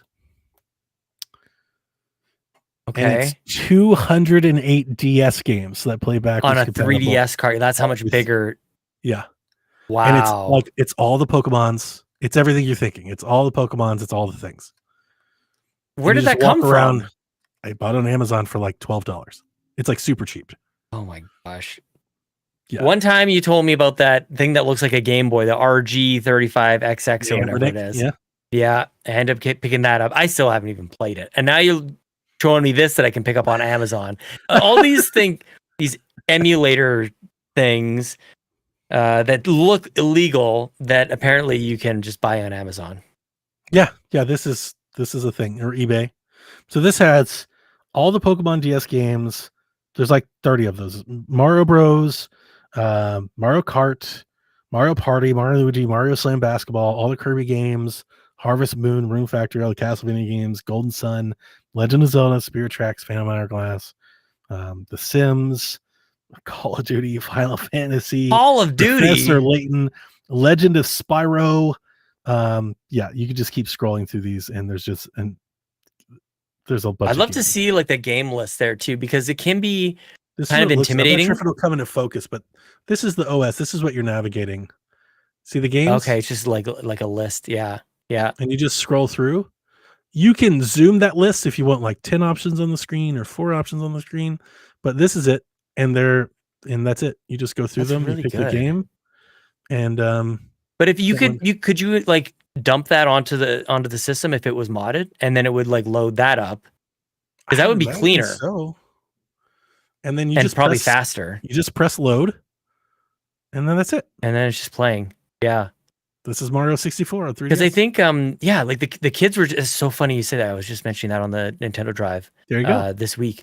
Kids are playing that earlier this week, and I don't like I modded it a little while ago, and obviously the kids change every month, and especially every year. The games they can play now, like Lincoln can just full on read, Yeah. So like Professor Layton is definitely a game that I should put on his 2DS, but I was selective. I didn't just dump 1,000 games on there. Like I was like, oh, he'll like this one, she'll like this one. But I think I might need to go back to that. I might have missed some things, and that cartridge reminds me there might be something I need to go back to. Now that seems like a good curated, like it's still massive in volume of games, but not every game. There's not a bunch of trash on it. No, it's wanted games. Yeah, like you can go to the Internet Archive and get every single DS game out there. You can download them. Like it's actually pretty easy. Yep. But there's too many, and not all of them are great. Jack, I don't really want to do that. Pokemon. I use it for like Chinatown Wars. Yeah. A couple sports games. I play Mario 64 if I'm just like messing around at work and I just want to. Yeah. So I carry my all my ROMs that are on the 3DS, the hacked 3DS. Yeah. But also the cartridge, and I just have like a 3DS like extravaganza at my fingertips. There's too many. How do you even decide? There's no I've Royal never- Rumble that can I just- help you with that. Here's the funny thing: is I most oftenly just play Mario Golf. Yeah. 8 out of 10 times I'm booting up to play Mario Golf. Oh, I was trying to get the kids to play that a little while ago. I'm like, you guys, you know If not that Mario that- Golf game. If not that, then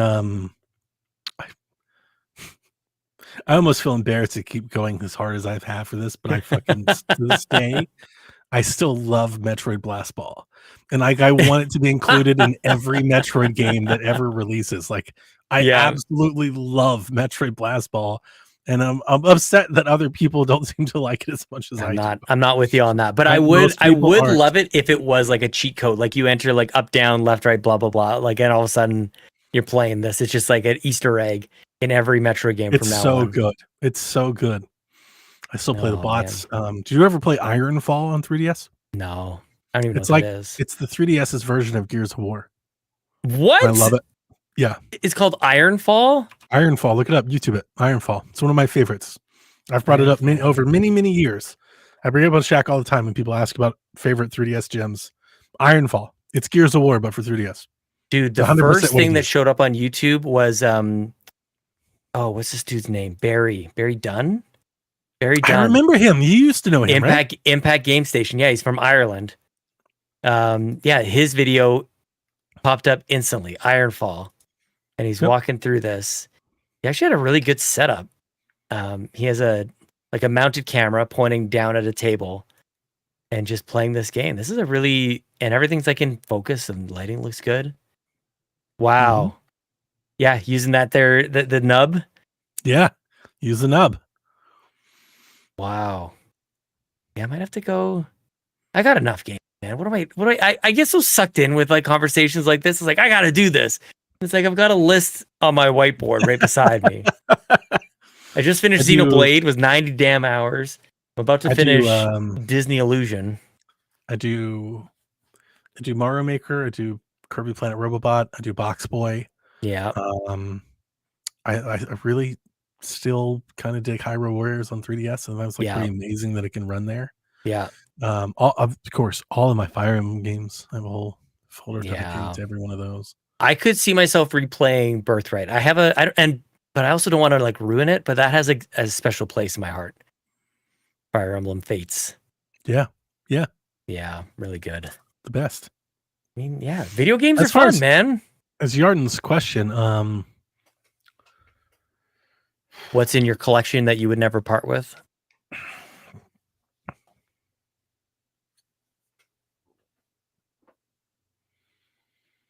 And he's realizing that he would part with every single thing that he's looking at. well, it's funny that years ago the answer would immediately been most of my Last of Us pieces, but Yeah. I probably would for the right price. Yeah. Now, whether or not anybody ever actually gave me the right price, I think is probably debatable. Yeah. Because the right price for me would be hefty. Yeah. But like, if Yeah. you wanted to give me $5,000 for my book, I might consider it. I mean, Well, like- yeah. But I wouldn't give it for like 1,500. Like, absolutely not. Oh, really? 1,500 is money. So there's very few amounts. As I say this, let me check it because I haven't checked in some time. This is this month's version of can't believe Cody Indie Rhodes ruined the Okay, Space Marine here you thing. go. Here's what I'm talking about. This is a signed, not even a fucking copy of the actual DVD. This is a box insert from HBO's The Last of Us. Just the insert, just the cover, not even the Yeah. actual movie. Signed by Ashley Johnson. It is for sale for $575. Yeah. I have the American Dreams limited hardbound edition that was limited in release, only sold at a local event, signed by Ashley Johnson, Troy Baker, Nolan North, and Neil Druckmann, all on the same page. Sell it while it's hot. I thought about last year when everybody was all in. I was like, okay, there's an Ashley Johnson Funko Pop of Ellie, signed, just her, $2,000. So, like, would I sell my book for $2,000? No. But if you wanted to make it worth my while, would I consider it? Maybe. But you'd have to make it worth my while. I mean, I'm not buying it from you. yeah, no, or no. anything I like don't, and that's the point. I don't think anybody would. Yeah. So in my head, I'm like, would I sell it? Yes. what is that actually like? Yeah, it's not going anywhere. Right, it's not going anywhere. The things that are like absolute no's. My signed copy of Travis Strikes Again by Suda. Yeah. That's absolutely not going anywhere. It's not for sale. And the funny thing is, it's probably worthless. And Yeah. it's just like a no. It's just no. It's not. That's the best. That's best then. I also have.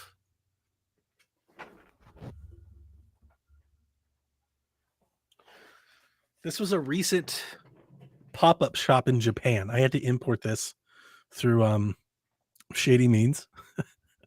A go-between. A pop-up shop in Japan very briefly had an available limited run of Clock Tower, the clock. Oh wow. And when it goes off, it plays the Scissor Man theme and like the shears and everything going. And I probably Very cool. wouldn't Nice. get rid of this for anything. Yeah, I don't know if I have. I feel like almost anything is on the table. Sean's like, let me As I look at this, there is one thing. bids. Hey, At one point, I was running through all the different 3DSs that we have back here, and I was letting Chelsea know like just how much we could sell each one of them for. And I'm like, this one's worth this much, and this one's worth this much. And I was like, and we have this Yoshi 3DS XL that's worth this much. And she's like, you gave that to me for a wedding present. I was like, oh, I remember. It's not worth anything because it's a symbol of our love. Yeah, that one is priceless. I wasn't looking to like it's almost like a good thing that I mentioned it because like had I gone even just a little further with that, it's like it would have been gone I bet with you the were rest looking of at it, them. you were like, I'm not going to sell all the 3DSs, but I probably sell 2 of them, and I'm definitely selling that one. Yeah, that one. Well, exactly, because it's like on its own, like it's Like, pretty nobody plain. It's nobody like wants this the Yoshi one. Who cares? That's hilarious, Sean. I'm like, oops. He's like, why would you want to sell my wedding present? I'm like, oh yeah. I probably wouldn't sell either of my skateboards. I don't Yeah. think. No. Just because they're all mounted and everything. What would I do without them? Yeah. Can't put They're anything pretty else cool. there. No, Yeah. I think anything goes, Donnie.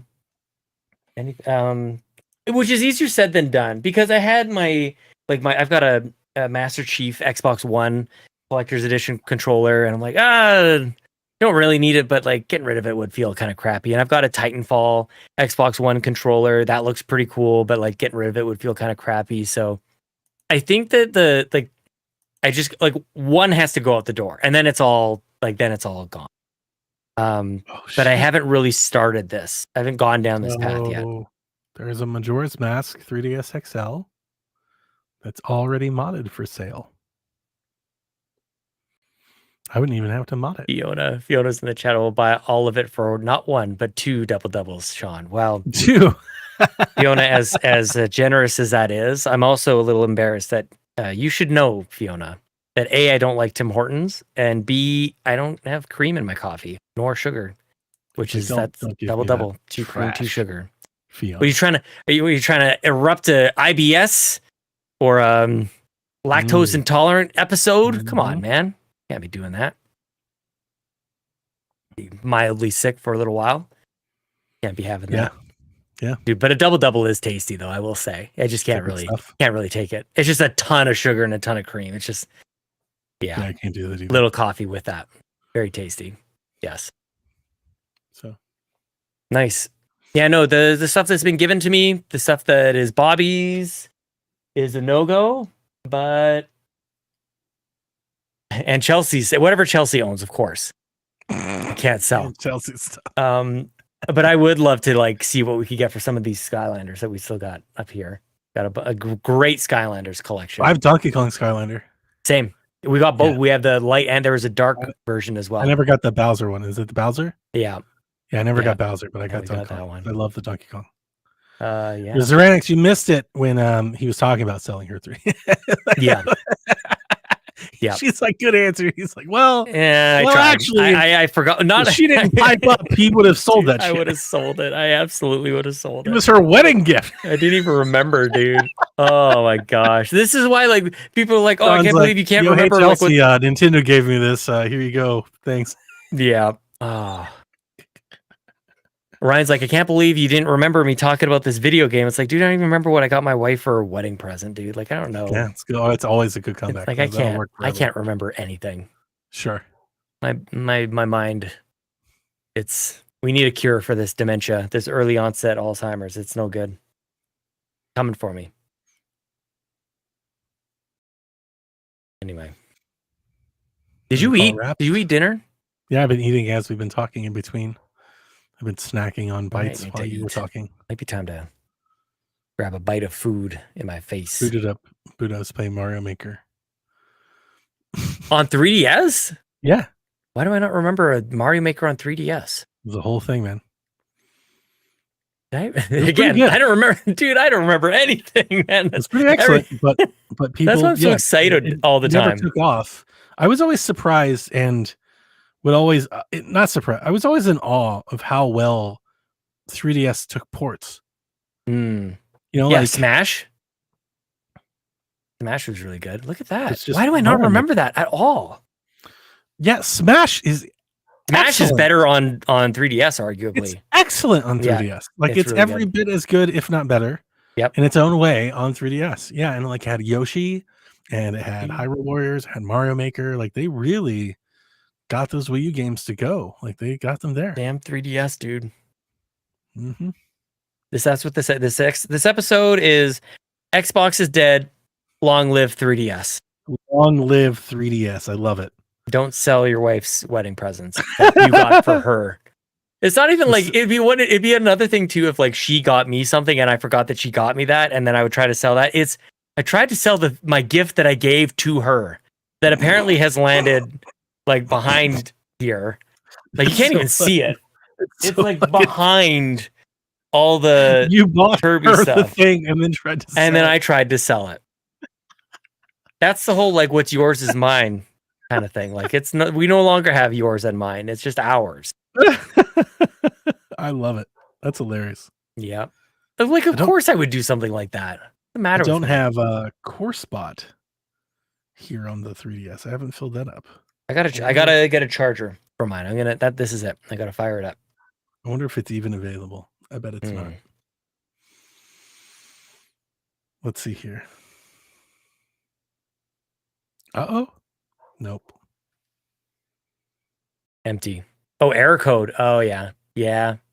Makes sense. Shut it down. Sad, man. You shut it down. That's the future that we wanted. We wanted this internet thing, and it's failing us. Captain Toad? I wasn't huge on Captain Toad, but it's fine. I love Captain Toad.